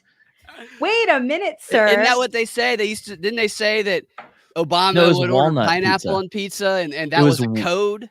Well, it's walnut pizza. Walnuts. Was one of them. Ew. There were different codes, but no, pineapple's good. Like, I just know that I you would enjoy think it would life be, but less than I do. Yeah, no, I'm not saying it's not good. I'm just saying I thought that was code that the Pizzagate thing brought, at least what they say Pizzagate was. That makes more sense to me. Because pineapple on pizza is actually good, but I think it's inappropriate to have it with ham. I think ham is the wrong ingredient. I think you should have it with pepperoni. You can do both. You can do either. Aren't they part of the same salt, ham and pepperonis? It's the salt and the sweet, or the spicy and the sweet. These are two different things that can work beautifully together, and you're just not living your best life. That's all I have to say. I'm sorry. I'm orthodox about my pizza. I'm sorry. I'm charismatic, I guess. So, favorite pizza order? That is a tough one, because my pizza taste have changed over the years. I used to just be like pepperoni, or just a cheese guy. Oh, because you're an American. Just cheese or pepperoni with like a shotgun, and a cheeseburger. But I started to like. Well, I should say this. I love Papa John's, and it's not racism. I just like Papa John's pizza. Papa John's, the pizza of the Proud Boys. That became the meme that they would put out there. Like, give me a fucking break. It's good pizza. Shaq is the spokesperson for it now. It's not racist. Have you listened to the video or the audio or read the transcript from that Papa John's thing? I haven't read the transcript. I listened to some of the video. He's an idiot who shit the bed so hard. Set him up.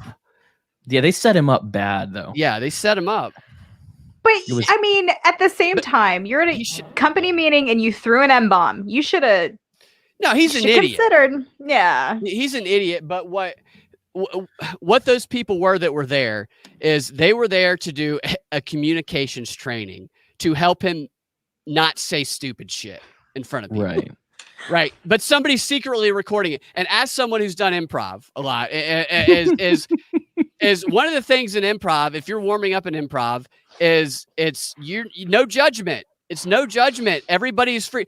You say whatever, you do word association, the crazy. If you had a recording of every improviser in the United States during warm-ups, and probably 95% of them are on social media talking about how everybody else is racist, they would all be the racist ones, because the most horrible shit comes out when you just don't, when you agree to not judge each other, and you agree to not treat people as though the fucking I know people who I've warmed up and I've done shows with them, and I've seen them say things that are not, that if anybody that they knew right now, or anybody that is loving some of their social media comments knew right now that they had said, they would be completely canceled, because I know that these people aren't bad, or they aren't racist, or they aren't whatever. I know they were warming up and they were saying silly words and it got silly.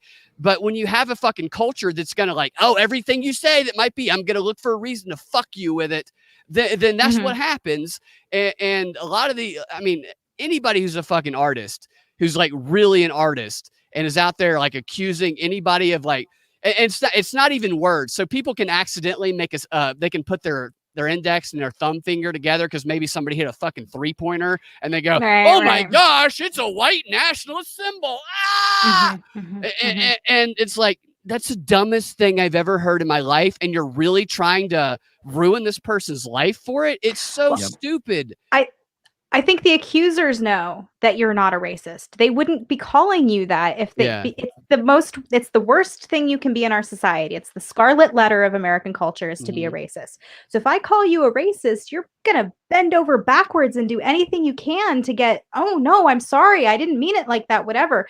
And people have realized they can gain power over the conversation that they're having, over the culture, what have you. And sometimes it just feels good to take down a powerful person. Yeah. Well, and I think that they do know that the person's not a racist, but what they don't know is that they've been trolled by 4chan. Yeah, 4chan put that out. You never there. know. Yeah. It's crazy, and this whole philosophy that they're really trying to indoctrinate people with, that you never address the content. Like I was talking about this earlier. You only start to attack what you presume the motive of the other person to be. So it has nothing to do with reality. It's just your assumption on their motive, and the people who have indoctrinated you are telling you that their assumption is bad when it's not. Most of the time, it's not actually bad. Right. So Pizza order. If you're ordering a pizza right now, tell me. If I was ordering pizza right now, I would cheese would always be a possibility, but I would look and see what they're like white pizzas, not because of white, you know. I just mean the greenish salad like fucking pizza. Racist. Yeah, no, I want a completely white just a powerful white pesto pizza. ass pizza. The white pizza is the most powerful of all the pizzas. This we know. We were taught. Holds all the other pizza down. It really does. Now it's that pizza that's like really healthy and it has broccoli and it has sometimes pineapple on it. It has fruits and vegetables. I've grown to like pizza like that as I've gotten older. Okay. In the past, my go-to was cheese, but right now I would look and see what some of those specialty off-colored pizzas are, light skin colored pizzas are. I can't even use language anymore. Dude's getting the fettuccine Alfredo pizza out here and trying to convince us he's not crazy. That's on purpose. And there's this phrase that I hear all the time. It's like, a hit dog hollers. So if I accuse you of being a racist and you say, I'm not a racist, you're hollering. You're a hit dog and you're hollering. You can't even defend yourself by saying, I don't feel that way. I don't feel superior to another race. What are you talking about? You can be married to a black woman and have, if you're a white person, and have biracial children, and that only proves how racist you are, you fucking colonizer. It's so stupid. So I want Jessica to harshly judge you on your pizza choice. Are you drinking? Quickly. What are you drinking? Brandy? No, this right. I have my snifter, but this is a monkey shoulder scotch. All right. I want Jessica to judge him harshly, but then I need to tell you about my favorite moment of today from Twitter, because I almost didn't mention this. So I don't know if you noticed all the judgments that I was giving out about people's pizza choices is that they were good. Because I'm not a pizza fascist. And so I was undoing the negative Twitter pizza interactions by telling everyone that their pizza choice is good. Just order whatever pizza you like, because that sounds life extremely is short. Progressive. Yes, it is. I'm very progressive. Don't you know? No, so yeah, just order the pizza you want to order, man. If you want pineapple on that son of a bitch, you get pineapple. You live your life. Be the pizza you want to see in the world. Empowerment through pizza. Right. Oh, wait, you can't see it here. So let me tell you, today, I don't know how I got into this Twitter conversation, but this guy, I don't have the original tweet, but he was getting onto a friend of mine and saying that the only thing worse than Trump is Putin, and you should piss all over Trump and Putin. And so I was like, I'm just going to throw out a classic old gross zinger. And I said, do you blow your dad with that mouth?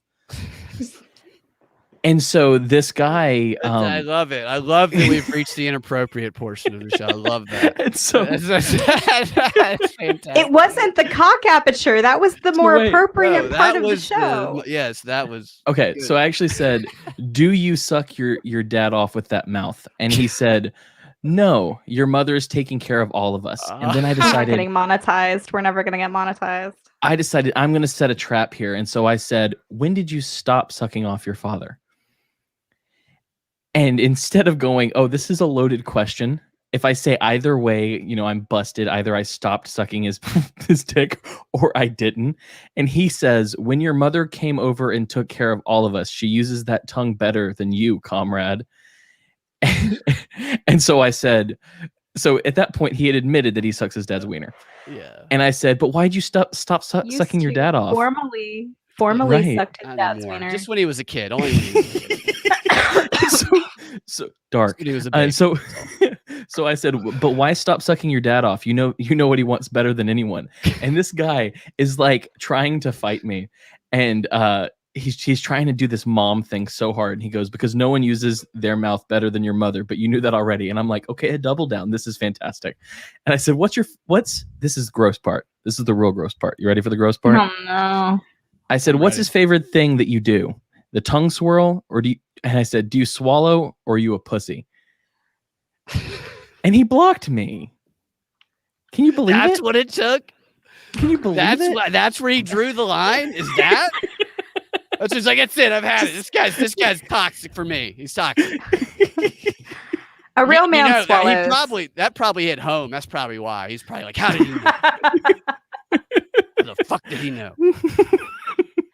It was the tongue thing. Damn it! Damn it! My poor father. My dad's been telling people what I love that. I love that you had that interaction. Seriously, I'm so happy you had that interaction on Twitter. Well, and that's the thing. Made the world a better place. That's for sure.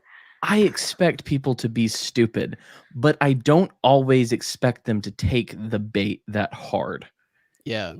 Like I was just, oh wow, you stumbled right into that. Most people with a brain would go, okay, I know what he's doing. I'm not going to respond anymore. But he's like, well, yeah, I stopped at this point. Okay, buddy. Thank you for letting us know. Yeah. And yeah, you can turn it against them too. Like some of their philosophies. It's like, do you also suck African-American dick, or are you racist? Right. That's great. Yeah. I'm putting that one in my pocket for later use. Yeah. That's the transgender thing also, where it's like, if you don't, if I'm ever, would you suck a feminine dick or not? Yeah. I would. An external clitoris, I guess. Clitoris maximus. A clitoris maximus, or your. No, hold on. Are we talking about someone with a real penis? This is why it's so confusing. No, I don't know. I don't know which one, because it's so confusing. Or an elongated clitoris, because that is a different thing. And that is where the confusion comes in. We'll never know. We'll never know what we're sucking. Yes, I never know. We never know what we're sucking is the confusing thing. You're right, Cam. This fucking woke culture has blinded us to what's in our mouth. I already have to do it through a hole in a bathroom stall wall to prevent COVID. I go to the glory hole every single day, just waiting. I hope that one guy that does the tongue Hope you're twirl. Vaccinated, asshole. Put it through. Oh boy. You. Thank you for that. I'm going to posit another question. So I love we are thinking the word posit right there. It's a good use of posit. I'm very smart. Classy show. So we are looking to stretch our wings past just political talk. And so I'm wondering, I mean, besides the dick aperture and right. But I'm wondering, is there someone out there, in your opinion, that isn't in our or any other political area that talks about politics that you think would be an interesting concept, idea, or person to talk to? Like, what would you want to hear me and Jessica talk to someone about? I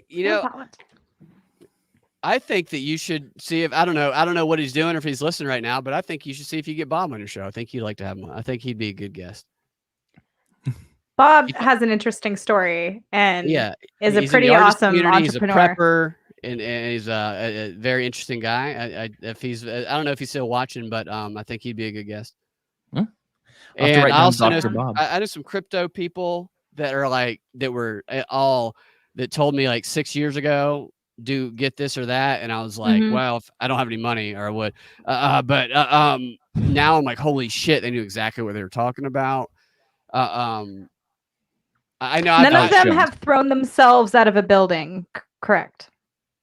Yeah, they can't really do interviews anymore after throwing themselves out of a building. But I was gonna say they haven't. Oh, they right? Have, yeah. Like no. Like I know a few guys that are really on top of it. Yeah, Bob says leave me alone. I knew that he wouldn't want me to promote him like that, but I think he's a good interview. And yeah, he has good information. I don't blame him after the conversation we just had on the show. No, the conversation we just had on the show is right up his alley because he loves talking about dicks. He loves handling them. He loves going glory holes. Yeah, no, totally. He's a dick guy. He's a dick man. He's a coxman. Okay, so speaking of this abominable horror that we found ourselves in with Brie Larson. Brie Larson. Yeah, Brie Larson. See, what I heard about her, I don't know if it's true that she's not going to be in the movie, but I heard that her YouTube page was so unlikable. Yes. That the producers of the film they decided they were going to recast her. I don't know if they actually did that or not, but that was the story. Oh, I'm gonna go watch all of that. And it is very bad. Her YouTube So I don't know if you know this, but we do, Jessica and I, and more recently me than her, but a horror movie challenge that starts in July and goes to October 31st, Halloween. It's 100 Nights of Horror. Are you a horror fan? Yeah, I am. What horror movie would you like to add to our list? Because if you like it enough, you can be the person that we have on the show or on some other side project where we just talk about that. This one's probably on it already, but the original Halloween. Oh, hold on. You guys couldn't hear that, was it? It played Brie Larson. Oh, no, it didn't. We didn't hear that. Okay, I'm sorry. Go ahead. Last year, Halloween was the original Halloween was the movie on Halloween. Okay, So, I mean, yeah. That's right. Yeah. That was the finale, and I never made it. So no one has ever completed the challenge. It is on an honor system, and I'm glad no one has falsely claimed it. You only win the honor by completing this challenge. So if you fake it, you're only cheating your own honor, and that's not the way to get into Valhalla. But it's really hard to watch 100 horror movies, even if you just do one a day. So Halloween is on there. It's the finale for Halloween night. Yeah. It starts July 23rd, and we try. You can break it up any way you want to, but it's one movie every night until Halloween. All right, I have a movie. I think it's called Spliced. Okay. Is that the one with the woman alien hybrid looking thing? Yes, and she bangs humans and it gets all weird. Oh, I remember that one. It's yeah. really weird. I think it's called Spliced. Yeah. It's really, really weird movie. So that when I was a kid, it freaked my shit right out. Yeah, it's creepy. Have you heard of the one that's called what's it called? Like Bite or something? And it's about a woman who has like teeth in her vagina or something like that. Oh, are you talking about those women at the Women's March that wear the giant vagina costumes that have teeth in them, and they bring their children with them and their husbands, and they put their husbands in t-shirts that have bras and panties on them, so it looks like their husbands are wearing bras and panties? That's a horror movie. That is a horror movie. It's the worst sort of horror. It's body horror. Yeah. You guys have seen those giant costumes, right? Those giant. No. The original Women's March, and they continue to show up to the following ones too. So they had the pussy hats too, which great name, pussy hats. No dick hats, but just the pussy hats. And there was a group of women that would walk in these parades, and you'd always see photos. I got a bunch of photos of them. I did some videos showing like the random, all the people who were actually wearing these, and it's a life-size costume of a vagina. So you put it on, and you're a walking vagina, and some of them have teeth in it. So it's like, this vagina bites back. It's like, oh, all right. Listen. Right, so what's crazy about that is my first thought about that was like, did they commission to have those made? Or was somebody already making those, and then the Women's March happened, and bam, they finally caught their break, Because I like the idea of some old Italian suit maker being propositioned by these women. Could you make me a pussy suit? And he's like, oh. How many teeth do you need? Oh, it's going to be difficult. Well, so I advise no one to Google vagina teeth costume. Yeah, that would no one Google that. Well, definitely demonetized. It turns out I'm not gonna get over this. There was an old couple that before all this hysteria, before the Women's March, before Trump, they used to make life-size vagina costumes with teeth. Sales were rock bottom. It was just an art of love. They never made any sales, and bam, the Women's March, and they finally made it. They caught their big break because all these crazy feminists bought their costumes. I think it was in the Atlantic or some shit. The mom and pop shop vagina store, whatever the fuck it's called, costume maker. They finally get to they hit their stride, baby. Mainstream. Yeah, they made it to the show. Finally, my work is appreciated. I would like to get one of those. I think just to sleep. There was a medical sample of a vagina with a 4 teeth in it, and they're molars. Right. God. Yeah. Wisdom teeth. Is there any wisdom So they're teeth not for in there? cutting, they're Wells for up when you chewing. take those out. Yeah. Whenever somebody says, I got to get my wisdom teeth removed, I'm like, from your mouth or your vagina? Which one is it? Which one is it?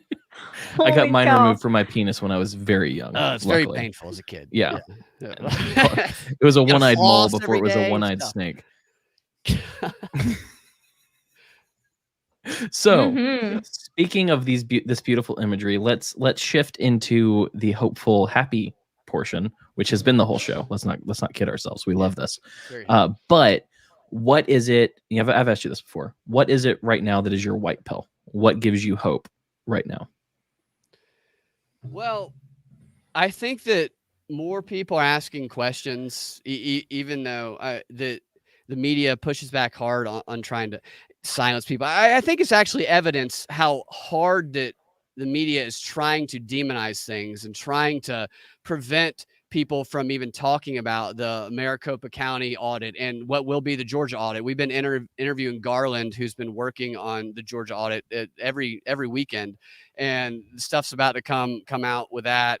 And I think the fact that they are trying so hard to prevent people from even talking about that is evidence that they can't stop it, and that there's more people on the ground, despite what the media will present. They would try to make it look like there's so many people that agree with this progressive agenda. It's the art of war. It's you try to appear to be bigger than you actually are. They're not. There's not that many fucking crazy people out there. The media just tries to normalize crazy people, and they try to demonize normal people. And I think that there is a spiral of silence. I think that there's people who fear speaking up because they think other people are going to disagree with them. But when they talk privately, they're like, oh my gosh, you totally agree with me. I haven't said anything in months, but actually we agree with the same thing. So I think their intense effort to shut people up is evidence that people are asking questions and opening their eyes. And I love when people start asking questions. They are trying to do what, like they did to Socrates. They're trying to poison and persecute people who corrupt people by asking questions. But I don't think it's going to work. I think that I think the people are too powerful and too smart. Very hopeful. Yeah. Yeah. Have I ever asked there's you? always hope in my mind. I just think the human spirit is too. People don't. We put up with shit, but there's a line. There's a line, and it's growing ever closer. I think the best parts of us sort of thrive under pressure too. So like if things are too good, we're kind of weak, but if you press us, we can shine and we can be really amazing. Yeah, totally. I absolutely. Yeah. And the pandemic has shown that, like, it's given a lot of people like opportunities to in a pandemic. We wouldn't be in a fucking pandemic if they used the same test now that they use this the entire time, the threshold cycles, all that. But I won't even go into that bullshit. But did you see? I saw an article on Twitter from, I can't remember which corporate press outlet it was, where they were saying that the children who were admitted to hospitals for COVID was it needed to be cut down by 40%. Nearly half were wrong. Oh, wow. That's pretty big. There was an article in August, the New York Times buried on a Friday night, and nobody ever mentioned again, that was like, we did a study through 3 states and they talked about the PCR test and the threshold cycle level, and they talked about the guy who invented it. Well, they didn't really go deep into him and how he actually feels about Fauci, but they talked about how if they actually applied the accurate threshold cycle level, that around 90% of the positive cases would not be positive. Now, that we wouldn't be in a pandemic. That's not to say that there isn't something that people have caught that is different, that mutated from the past year, that got sick. That's not to say that, but it's to say we wouldn't be in a fucking pandemic if they did not raise that threshold cycle and make that the primary gold standard test. It just baffles me. I want somebody so badly, and I know they're not going to do it, because if anybody would have done it, it would have been Rand Paul. Rand Paul and Fauci have this little odd couple thing they do once a month where Rand Paul says shit and Fauci goes, you're not so correct, Mr. Rand Paul. I'm a sign everybody, and he eats a cigarette, and they do that once a month. I just wish Rand Paul would play just one time, play Carrie Mullis talking about Dr. Fauci. Play Kerry Mullis, the guy who invented the PCR test, Right. the guy who won a Nobel Prize for the PCR test, who the one that Fauci has used to rely on this entire thing that all the policies have been built off of. Play him saying that Dr. Fauci knows nothing about infectious disease, and that Dr. Fauci will get up in front of the American people and lie to them in an instant. And that's what he does, because he did it back during the AIDS thing, and he's doing it now. But nobody does it. Right. They should. I mean, I remember when I saw the Kerry Mullis interview, I was like, well, I wish this guy was alive right now. Me too. He died in August, right before it fucking happened. Coincidences happen, but he would be probably the biggest critic. Awful fucking coincidence. It's crazy. And I played that clip. If I told you guys this last time, we just showed and stop me. But I played that clip for somebody that I know who's a friend of mine. He's a good guy. Mm-hmm. His social media persona is just night and day different than his actual who he is. And his social media persona is everything is Russia, Nazi, evil, and extreme progressive. But he's a gamer, though, which is strange because does he suck his dad's dick? I haven't asked him. I'll ask him question next time I see him. Or well, the first question, if you need to ask him, when did you stop sucking your dad's dick? Was it before or after the pandemic? Did you before or after? Yeah. And so I asked him. He got my other friend. He always tries to get him to debate me I'm like, don't do that. Don't try it. My other friend's like a shit starter. He's like a closet libertarian. So he always works he's in the artistic community, but he'll be like, hey, you need to go debate so-and-so and try to, autistic community. And so I was at his house for his birthday. This was at the end of last year. And this guy was there and he started trying to instigate again. And I was like, all right, man. I'm just going to play this clip for you. That's all I did. I was like, I'm just going to play this clip of this. And I explained who it was. It was the guy who invented the PCR test, Nobel Prize winner. Very funny guy, actually. If you watch some of his Kerry Mullis' clips, he's very funny, very colorful character. And so I just played the clip of him talking about Fauci. And I laid out very clearly who he was. And that clip, 3 seconds into it, you could see this guy. This is a friend of mine. Like, I've known this guy a long time. He's like short. He's getting, Dr. Fauci is an infectious disease. And he just started just regurgitating stuff he had heard on MSNBC and CNN out of instinct. It's like it had been ingrained in him. He couldn't help himself. I stopped. I was like, dude, I'm just telling you what the person who invented the test is saying. Take it for what it is. Consider it. To me, it's worth something because he is the one who invented it, and he has used it in a similar context, and he's criticized Fauci in a similar context. And I just think it's worth hearing. And he could not even listen to it without getting short-circuited. And he did listen to the rest of it. It was about a minute long, and he was fuming the entire time. Yeah. It was the programming. Cognitive dissonance as well. It's very uncomfortable. And you've just given up a whole year of your life. Possibly weren't there for loved ones who died, missed job opportunities. You might have been fired. So much horrible stuff has happened that you really have to believe it was for something. So if you believe you actually saved lives by giving up your life, that's something worthwhile. It's worthy, and you say, yes, it was worth it for me to make this sacrifice because I saved a life. But what if you giving up all of your freedom and all of your life for the last year didn't save a soul? What if it didn't? There's a lot of evidence to suggest that it didn't. And so then at that point, how do you rationalize that you just had a year of your life stolen from you, from your children? I know people who care about their kids way more. Well, most of you should, I should hope, but not everybody. But most of them care way more about their children than themselves. And what their children have been going through is monstrous. Yeah, and you have to believe, you have to in your soul believe it was for a reason. It actually, you talking about it in this way makes me think of the combat veterans who saw their friends die, but don't know that Afghanistan was over nothing.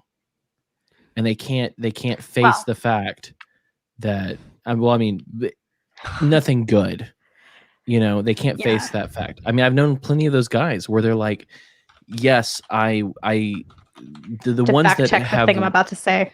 But the guys who have woken up to it some more, I've met some good ones. But the people who are like, well, I was over there, I saw it and I left and I decided that what we did was evil. Those are good people. But there are also a lot of people out there who are like, I saw people die. I cannot believe that it was for nothing. And so it's the same concept. Yeah.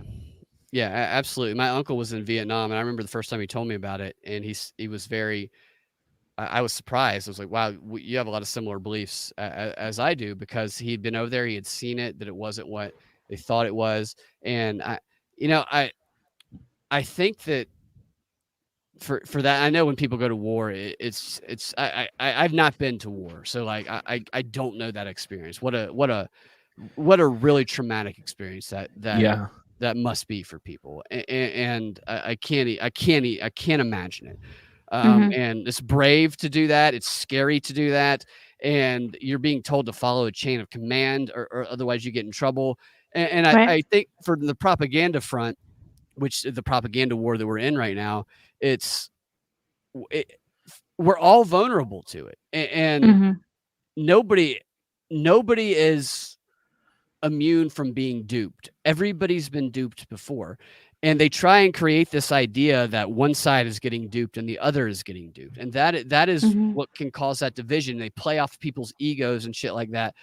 I try to approach it when I am able to get in good conversations with people about it, where it's like, it's not about winning or losing, tribal or right or left or one side or the other. It's an information war conducted on the people by those who control the communication channels, by those who are the most powerful and the wealthiest.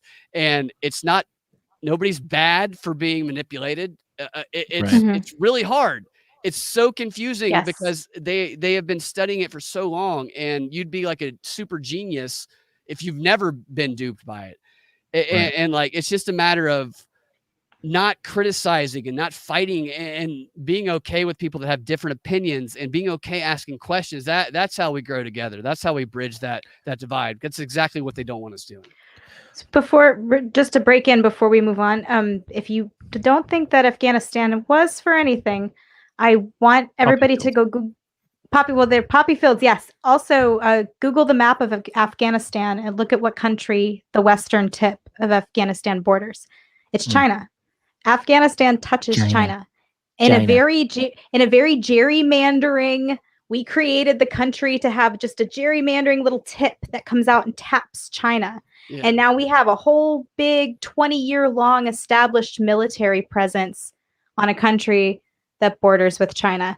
I don't think that's an accident. And I don't think that has anything to do with hunting down Al-Qaeda or whoever we're trying to find in the mountains of fucking Afghanistan. Give me a break. It's the tip. It's that little western tip of Afghanistan. That's my theory anyway. That's interesting. That this whole thing with China is bubbling up. It was Brzezinski, what's his name? Mika Brzezinski, the MSNBC, her father, he used to write all the grand chessboard books and be part of all those organizations. He used to talk about that power struggle between the United States and China. And it's difficult sometimes to even talk about it, because it's like, it's not the Chinese people you're talking about. It's not the people of China. It's the powers that pull the strings over the countries that probably don't really care about the actual nationalities themselves, but they kind of stand behind a shield of that in order to play the chessboard, to use everybody else's pawns. Right. Well, and to mention what you said earlier, which is, you'd have to be a super genius not to be duped. It reminded me of a conversation that I've had a couple times with different people, where they talk about how smart people, they don't understand why smart people are following all of the propaganda, are being duped so well. And they will say something like, oh, well, they're just so smart that they're not thinking about this, or they're too smart their minds are. And someone made the point the other day, and I was like, holy shit. Yeah, that's the easiest way to put it. The easiest dogs to train are the smartest dogs. It's not, I mean, and I've talked about this before. It's, they also have the most schooling. They've been in college longer than anyone. Like I told, what's her name? Monica, last week. I've lost my train of thought because I was like, how did I forget Monica's name? Monica. You're talking about getting the people who are intelligent, and what I was talking about this briefly earlier. Sir Gilbert Parker of the Wellington House. This is during World War I. He was one of the literary propagandists. They sent the literary propagandist to a bunch of different countries around the world.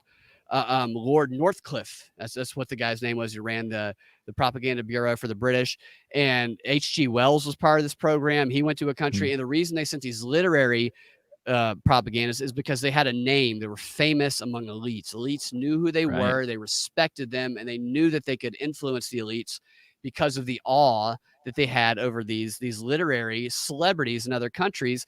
And they targeted the academics. They targeted the people who would be identified as the most intelligent, most educated people, because they believed them to be the easiest to propagandize because their ego was so big and they thought they couldn't be duped. Yeah. Well, but that little easy phrase of the smartest dogs are the easiest trained is just, it's brilliant. Shit. That's perfect. You're less likely to question yourself. If you think you know everything, if you think you've got one up on the other people, you're not questioning yourself while you're questioning everybody else. And that's what they train people to do, is to find fault at everybody else. They talk about the Dunning-Kruger effect all the time. You always hear people talking about Dunning-Kruger. Does anyone ever consider that they're the one having the Dunning-Kruger? No one considers that. The whole point of Dunning-Kruger. Right. That's the whole point of it, was that the people who thought that they were the smartest or wouldn't be prone to this kind of behavior were the ones who thought they were the smartest. Right. And that's what the midwit is. That's what the 115 is. Yeah. Dunning-Kruger. And so it's anytime I see someone say Dunning-Kruger 9 out of 10 times, it's the person who's the midwit. It's 10 out of 10. Let's be real. I'm being kind. As we go back to this language that people usually have been talking about, they filtered this, or they've spread this conclusive like language among people, so that people talk about the left or the right in conclusive, definitive ways. That's been debunked. Right. No, it has. What the fuck are you talking about? No, there was something that was undebunked that I saw today. Undebunked. I love that. Yeah, it was on. I wish I had it in front of me. They had said there was I don't know if it was the Washington Post or whatever, but one of the fact checkers, they actually took the fact check and archived it, and they said, we edit on the article, we changed this and have moved it to the archives instead of being fact checked, because people at one point were saying that they thought that the coronavirus was mutated and messed with by people in a lab, and that may have gotten out. And now, since that possibility is being more accepted among the populace, they had to unfact check that, because they at one point said that it was absolutely false. There was no truth to it. And that to me is like, there's so many examples of them making definitive statements and then be blatantly wrong about it.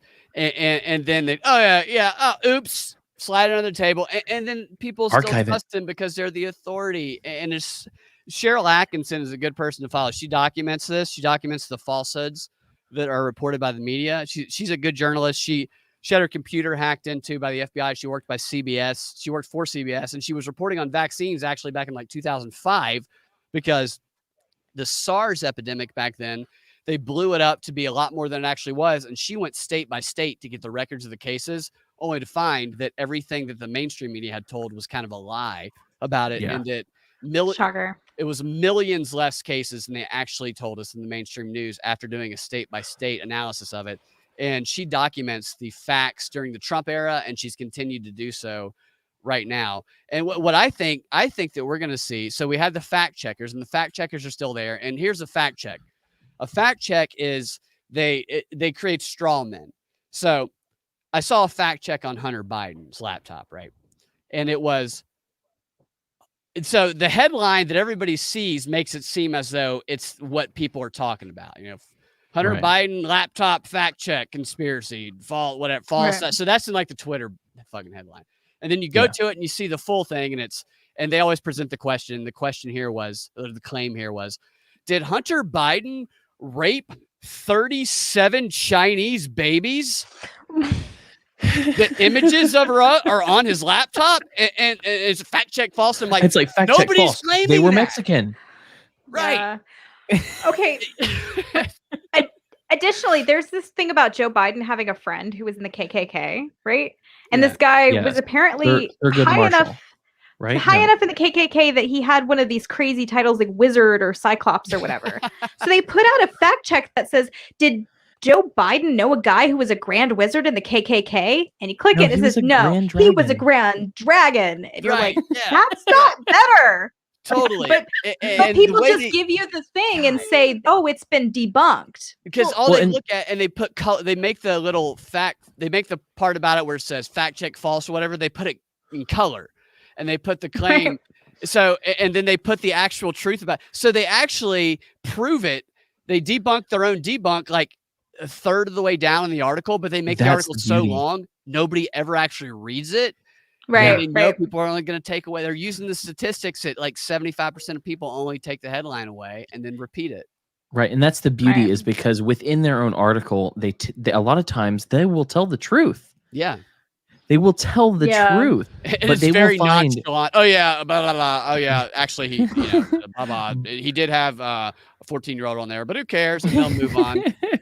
But they'll find some little weird point of minutia to say this isn't true. So the whole claim isn't true. Yeah, they find it's one bullshit. person with no photograph on Twitter, an egg for a photograph. The only person that tweeted about 37 Chinese babies getting raped by Hunter Biden, and they'll say that this is the opinion of everybody on the right. Well, right, but they'll be like, but it was only 36 guys. Right, I know that's the differentiation. In a or row? even worse, it's 38. There was one more, so this is false. Did you see his interview with Jimmy Kimmel? I was just about to mention that because I had to. I don't watch anything with Jimmy Kimmel, so no. He said they're just laughing with each other, and he's talking about, I smoked more Parmesan cheese out of my rug than anybody, and I'm like, did that man just say he smoked Parmesan cheese? Yeah, and they also joked about it. So here's how I should say this: Jimmy Kimmel also interviewed Mike Lindell a couple of weeks later. On one of our Rockfin videos, I did a comparison of Kimmel's interview with Hunter Biden versus Kimmel. So it was Kimmel, his favoritism among crackheads was the theme, how he treats two people that he labeled former crackheads. And, Jimmy Kimmel comes out with Hunter Biden and is like, "Welcome, Hunter Biden. Here's a man who has been attacked by disinformation and lies and Russia hacking, and he is still here, and he has emerged, and he has written a book, and triumphantly welcome Hunter Biden." He gives him a hug, sucks him off a little bit, and they sit down at this long like table. He does his dad. So that's the introduction. Yeah, that's the introduction of Hunter Biden. The introduction for Mike Lindell also. Admittedly a former crackhead. He's very open about it. Before he even introduced Hunter Biden, his entire opening monologue was dedicated to demonizing, not Hunter Biden, Mike Lindell, to demonizing Mike Lindell, to saying, here's a conspiracy theorist who is about to come out and tell you lies that could possibly get your family members killed because of an insurrection. And then they brought somebody who imitates Mike Lindell out to pretend to be Mike Lindell. So an impersonationist who was just like a big crazy person. I'm Mike Lindell, just acting like saying all the trigger words for the January 6th insurrection. Then next up on the show, conspiracy theorist asshole Mike Lindell. I mean, it was basically like that. And then he brings Mike Lindell out, and everything Mike Lindell says, he jumps on. No, that's a lie. Those people are crazy. Those people are doing this and that. And then you cut to Hunter Biden interview, and it's like, so I saw that people are saying that this laptop, where you said you didn't know if it was yours, but after reading your book, I mean, I'm surprised you remember to put shoes on today. Yeah. And that's the whole thing. And he doesn't press further with any questions. And then the response from Hunter Biden is, maybe it's my laptop. Never a question about the images on there. Just it goes to, it was Russia that hacked it, I think. Well, but I don't know. I don't remember because I'm a crackhead. It's like we all saw you. We all saw you smoking crack. The whole world saw you smoke crack. And it's like the Pizzagate emails or some WikiLeaks stuff or Hillary's emails or whatever. It's never what was in that.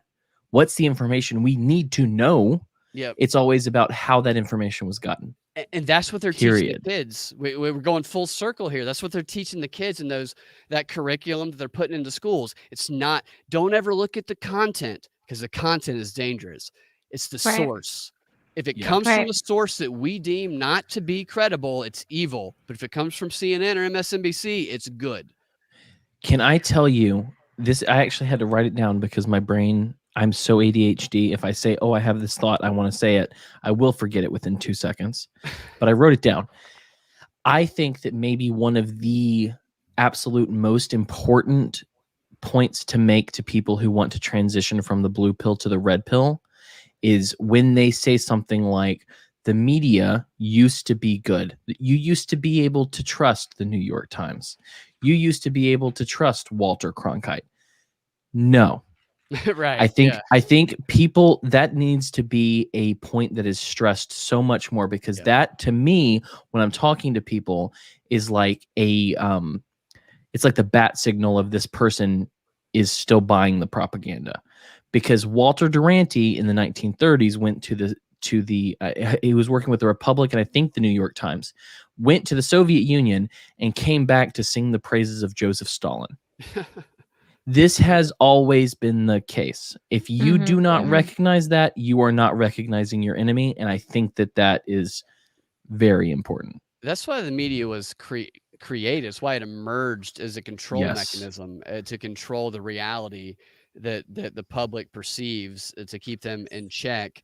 That's not to say that they don't sometimes tell us real stories, but if real stories are told, it's because it fits through a filter with an agenda that they're trying to push. It's the whole thing of, why does one shooting between a police officer and an African-American get covered, while another one, which would seemingly Daniel be more Shaver, obvious that everybody Tony would agree is ignored?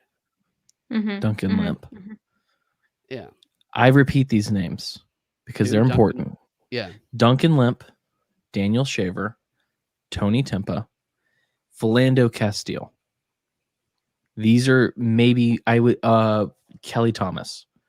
Those are the 5 names that I think are most important to me. Daniel Shaver, there's a video of that fucked up game of Simon Says where he got murdered for pulling up his pants. There's the video of Tony Timpa, who was leaned on just like George Floyd, exactly in the same manner, and died. You heard nothing about it. Duncan Lemp, who they've still not released the fucking body footage of after a year. They shot him while him and his pregnant girlfriend were sleeping. Yeah. So there's a child on this planet without a father. Philando Castile followed every law that he could. When the cop asked him for his license, he reached for it. Before he even was asked for his license, he said, by the way, I do have a weapon with me. I have a permit. And when he was asked to reach for his license, he went to reach for his license and he got shot in front of his girlfriend and his child in the backseat. And then finally, Kelly Thomas, who was a homeless schizophrenic man who called for his dad, I believe, 27 times as they beat him to death on the streets. Yeah. The media chooses winners and losers. Yeah. They choose who we care about. And it's disturbing and sad and frustrating to me that you don't hear these names nearly as much as you should, because they're the same stories. They're the same fucking, especially Tony Timpa, same fucking story. The difference in the stories is that, from what I've seen, it is those stories, everybody would obviously agree on who the victim is and who the bad dude. The complicated nature, the gray area isn't there. And so it wouldn't have that divisive effect that enables activists and organizers to raise a bunch of money, to call a bunch of digital herds to come protest somewhere. They don't have that divisive nature like with the George Floyd thing. Wow. Well, no, nobody likes looking at that video. Nobody does. No. There's not a person on the planet that likes looking at that video.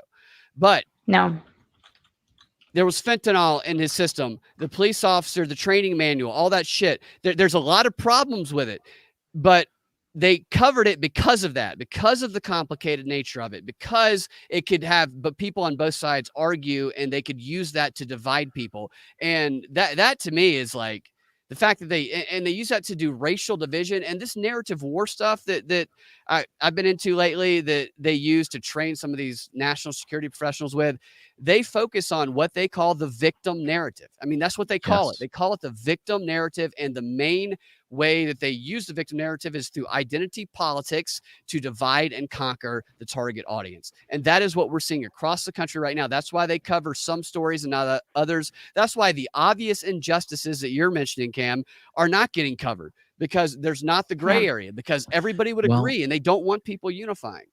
And it's not just that. It also, these stories that I mentioned Philando Castile does. He's the outlier within the names I mentioned. But they don't align with the religion as presented, because we are not fighting against an ideological enemy. We are fighting against a religious enemy. And the only saving grace is anti-racism. Or do you remember in 20, 30 years ago, I don't know, how Bill Clinton was our first black president? I do. Because blackness in politics, which they've said recently, is a state. They didn't say it like I'm going to say it explicitly, but they've said it about that way. It's a state of grace. And so Bill Clinton was considered the first black president in a lot of ways. People even said it, but Clarence Thomas was not black. Yeah. Clarence Thomas was, they call him an Uncle Tom. They treat black Republicans worse, or you don't even have to be a Republican. Kanye West, you just don't fall in line and you get treated worse. You become called insane. Yeah. Women get that too. So when you're black and female, you really get it. So that's like the top, that's why Candace Owens of all people is rocketed to the top of the pyramid, because she fills in these identity slots and she says the things that the Republicans like to hear, and that riles up the left. Does that not seem so completely exploitative to you? It absolutely does. 100%. I used to tell people, if you want to get a big social media channel, just choose the opposite of what everybody would presume you to be politically. Right. Well, and there's I won't name names because I try not to do that. But there was one young black conservative that was getting a lot of play a year or two ago. And it was only because he was black. And I'm not saying that black is anything bad. What about the guy on Twitter that used to do the videos where he'd comment on the videos and drink wine? Right. Yeah, I think so. I'm not sure which guy it was, but I'm not going to give you any hints. But it was one of those things where when I watched the videos or heard the interviews, I was always like, this guy isn't saying anything. Yeah. He's regurgitating. Yeah. And you can tell. And it's so sad and exploitative to me. And it's like that. I know that makes me sound like a leftist, but the point is, at the end of the day, the progressivism or regressivism, if you want to call it that, whatever, is a religion, and the original sin is slavery and racism. That's how it's shaken up in our culture right now. It will change. When that is no longer playable, it will change to another sect of humanity. But I think we need to realize that this is religious, not fact-based. The way they indoctrinate people, it definitely has that religious nature to it, and it sucks. It really sucks to turn people against each other based on race when it's shit that's not about race, but they inject it. Stacey Abrams, she did a talk. Stacey Abrams has done talks at the Council on Foreign Relations, the Chatham House, all of the major think tanks have featured her as a prominent guest. She's been training in activism since she could literally walk. All of the stories that she tells people, she has these stories that project these points. They're all based on a kernel of truth and then are completely fabricated about that. We exposed one of them on WSB, and I know nobody else had exposed it because I sat on it for 3 weeks because we didn't have a show because of UGA football. Fucking hate man. And so I sat on it and I looked at the Google searches for this thing. And as soon as we exposed it on WSB, within the hour, the New York Times, her campaign is spinning a fiction about a fantasy about what really happened. And it was her burning the flag when Right. she burned the Georgia flag, but she made it seem as though they were trying to remove the racist symbol from the flag. But what they don't tell you is that actually at that point in time, there was progress from both the left and the right were working together. We had a Democrat governor, we had an African-American police chief, and there was progress that was historic towards actually getting the symbol moved, the Confederate symbol moved from the flag, that they believed could actually happen that year.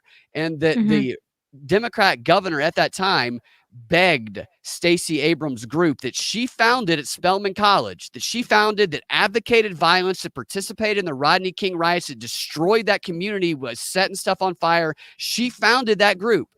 And I have old clippings from newspaper articles back then where her and some of her other co-founders talk about the use of violence and shit like that. And basically they threaten people with the way that they talk. And so nobody talks about that. Nobody talks about how the governor said to her group, you're going to mess this effort up. Your group is going to ruin this bipartisan effort to remove the racist symbol. And they didn't care because these activists are trained to find an issue, make it your own. And in order to make it your own, you have to make sure it continues to exist. So they sabotaged it. They ruined the effort. And then the narrative they spun was that Stacey Abrams, she burned the flag, and then 10 years later, the racist symbol got removed. If she was responsible for that, it would have been the central focus of her governor campaign, but it was never mentioned. That's because she sabotaged it. And that's the fucking bullshit that all these activists do. They pretend to be part of the oppressed group that they look like, and they base it on what they look like, and they don't base it on the reality. She's the most privileged person I've ever heard in a AOC. Never seen two people more privileged in my life when it comes to the access that they were given from the time they could walk until adults. But they pretend to be like they are have the footstep on them. Bullshit. They build their fucking career off of it. Stacey Abrams wrote a law when she was working for the city of Atlanta that was called, it was said to demonize poverty. It was called anti-black because it was a panhandler law that enabled the FBI to set up a sting operation where they pretended to be people vacationing. And then when panhandlers came up, they arrested all these people who were homeless, put them in prison, put them in jail.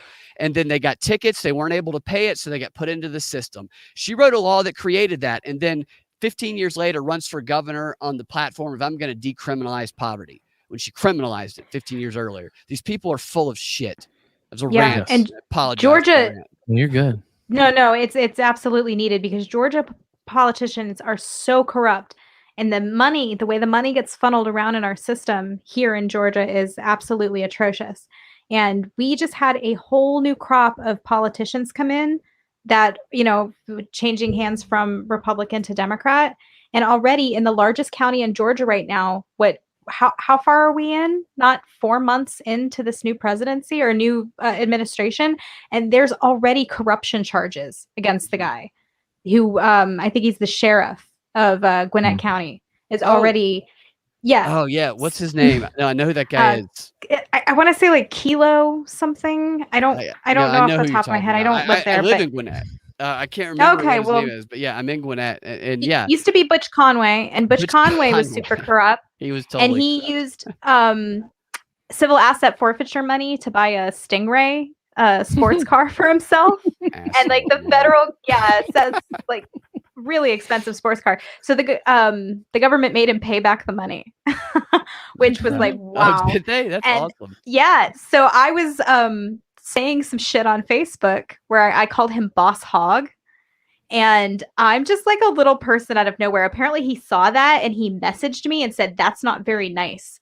No way. I totally, I blocked him. Butch Conway messaged you? Yes, he did not like being called Boss Hog at all. And what he said is, that's not very nice. And I was like, that's a death threat. And I like blocked him. Seriously. I don't know if y'all know about Georgia sheriffs, but Yeah, I've heard some shit about him. It is kind of scary. There's a whole Reba McEntire song about how corrupt sheriffs are in Georgia. Are you talking about the night the lights went out in Georgia? Went out in Georgia, I was thinking about that song earlier today, and the reason I was thinking about it is because while also thinking about the corrupt system, I was thinking about the role the sister played in her brother's murder conviction as well. I feel she could have confessed personally. So the idea is that he was already hung by the time she got there. That's true. Hanged. I'm sorry. He was hanged already by the time. I'm very familiar with that song. I really love Reba McEntire. Yeah, no, it's a great song. So, I like her too. Yeah. So for those of you who are country bumpkins from the middle of nowhere, it's a song about a man who comes home to find his wife has been cheating on him, and he gets really upset and drunk, and he goes over there with a gun, but the woman's already dead. So he flags down a Georgia state trooper, and him and the sheriff decide that he's guilty. And they hang him from a tree that very night. Well, Reba, who's singing the song, is the sister in this song. And she says they don't know that it was little sister's footsteps, leading up to the house that night. So she had actually killed him. But the corrupt Georgia sheriff and the corrupt judge had to get home for dinner. So they hung a man from a tree. And it means that our government here is so corrupt that it's in our art. It's a trope in our art. Yeah, it's not good. And totally. That's a great point. That's so interesting that I hadn't thought about. I love Reba McEntire too. I like old country. I like really old country, but I like Reba McEntire a lot. And like I hadn't thought about that song in years. But this morning I was thinking about it, and you're thinking about it too. Like I wonder, like if it's synchronicity or what is it in the culture that triggered those thoughts. Because I seriously, this morning I was like trying to remember the lyrics of that song because I was thinking about it. I was like, with the sister, you clarified for me. She did it. Got there.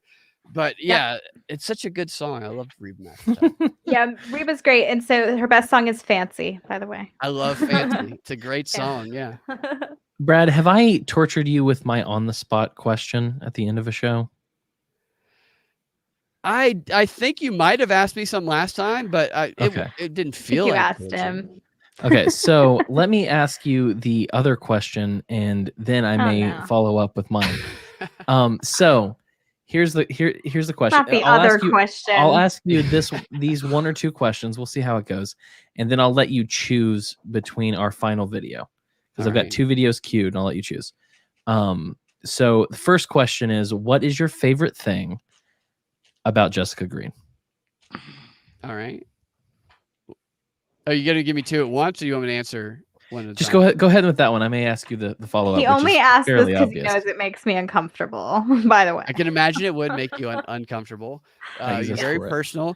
The first time that we did a show together, it was like 14 of us on one of those big, or like 12 of us on one of those big Zoom things.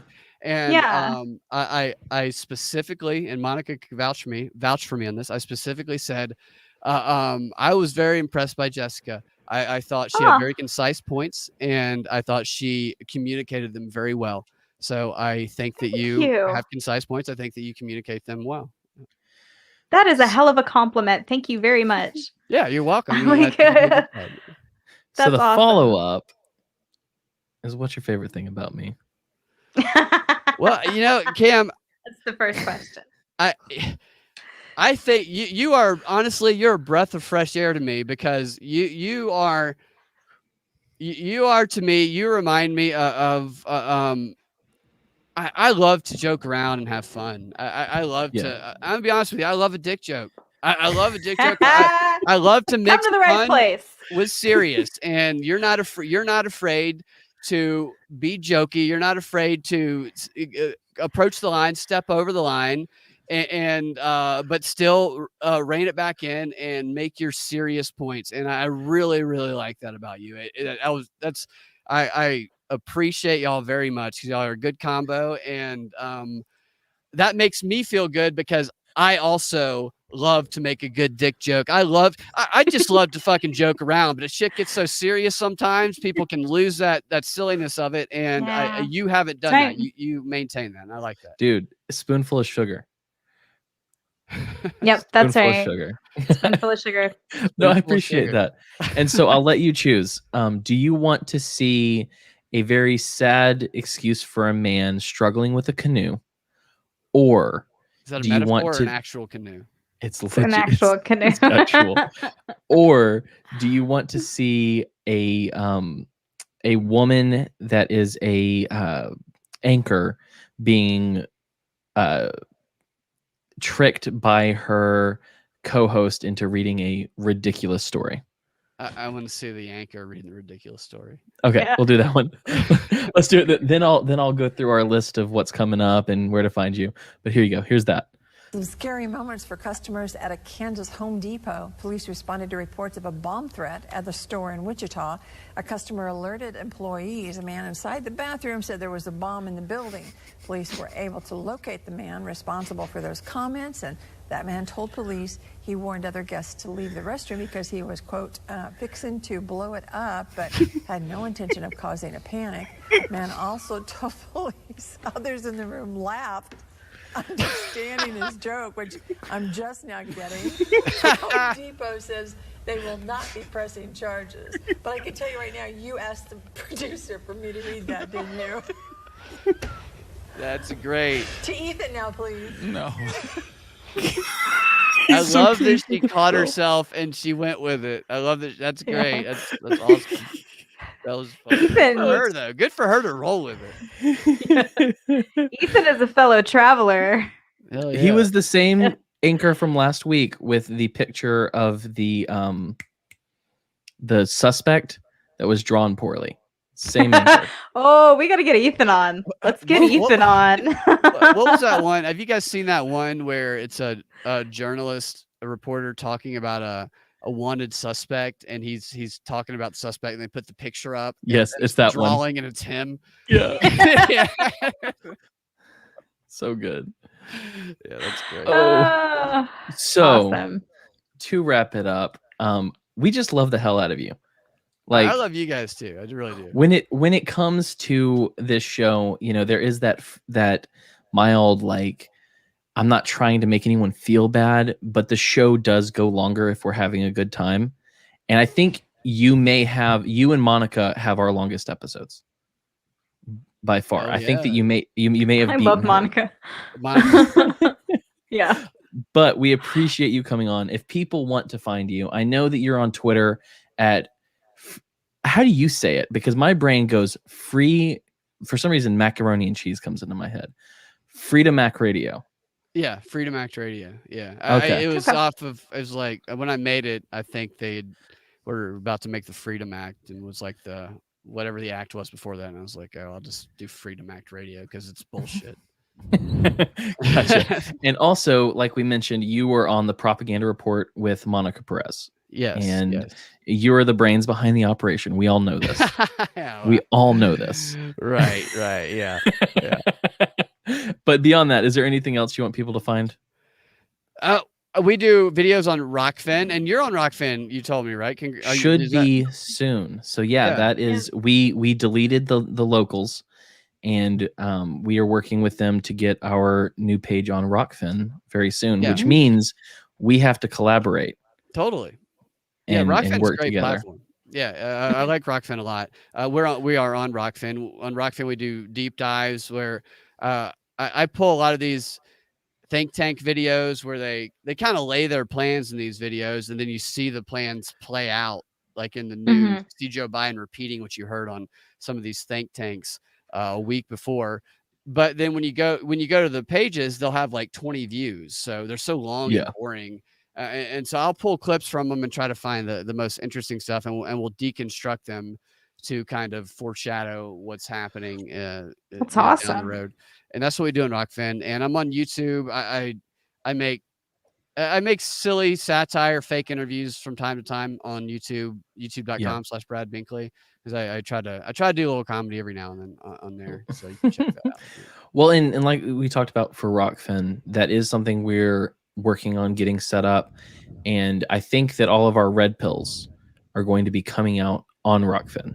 So that, and any episodes that happen to be erased from YouTube because they were too spicy, will be behind that. That's the cool stuff thing like about that. Rockfin. Yeah, as Rockfin is like this protection is what the fact that I think this is the future too of platforms is by that it's 9.999, but that is actually protection for the creators for not getting kicked off, is having that platform be that way. And they have been, as far as I can tell, they're not going to censor anything. They're very open-minded. Well, and it's funny, we had the meeting with a guy, and I feel like he was like, he said, we're not a free speech network or something like that. And He said we're not Gab. I think what he meant by that was, don't say the N-word, please. Yes. And I'm like, no, good. Don't be an open Nazi. Don't do that, and you'll be good. I said after it, I was like, I'm not worried about that in particular, but it's good that he was open about that, One of my friends told me something not long ago, actually, that this had to do with a show where the one person who was in charge did not let the other performer perform because the other one had done mushrooms.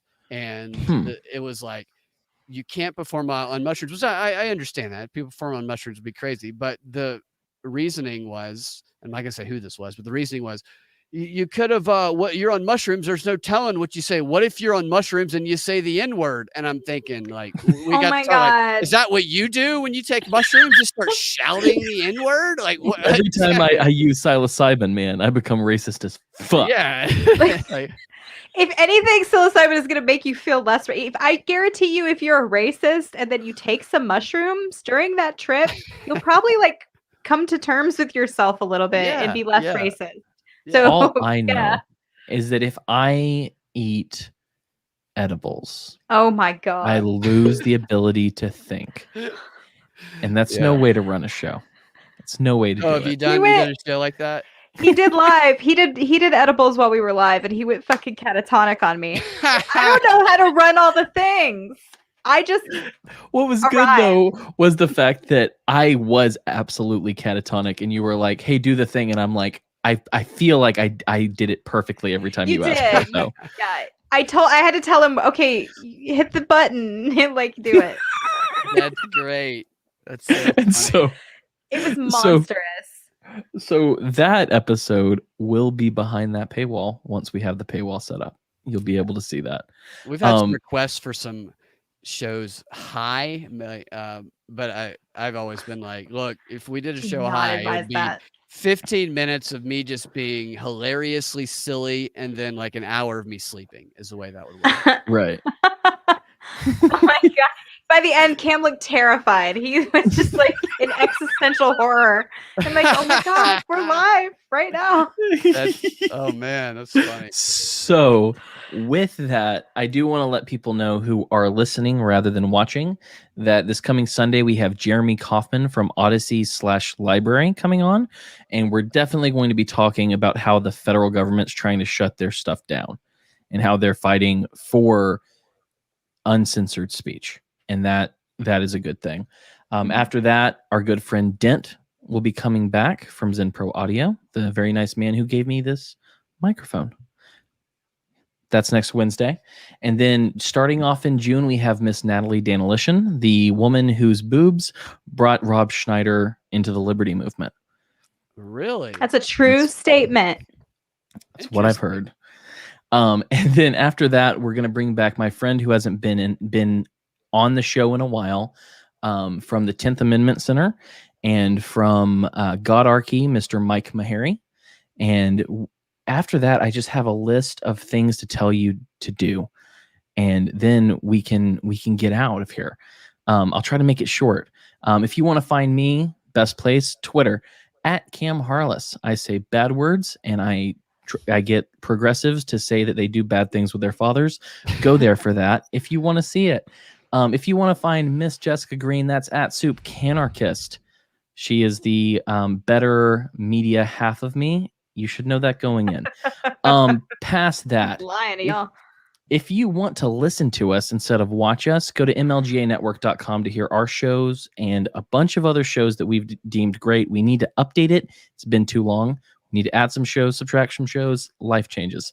Also, if you want to listen to us, we're on every podcatcher or wearethemadOnes.com. Any shirt that I make Just I go love this to the shirt, link. by the Thank way. you. It's comfortable. Thank you. It's good. It fits well. It's a great shirt. The fabric is Awesome. nice. They did It a good is. job.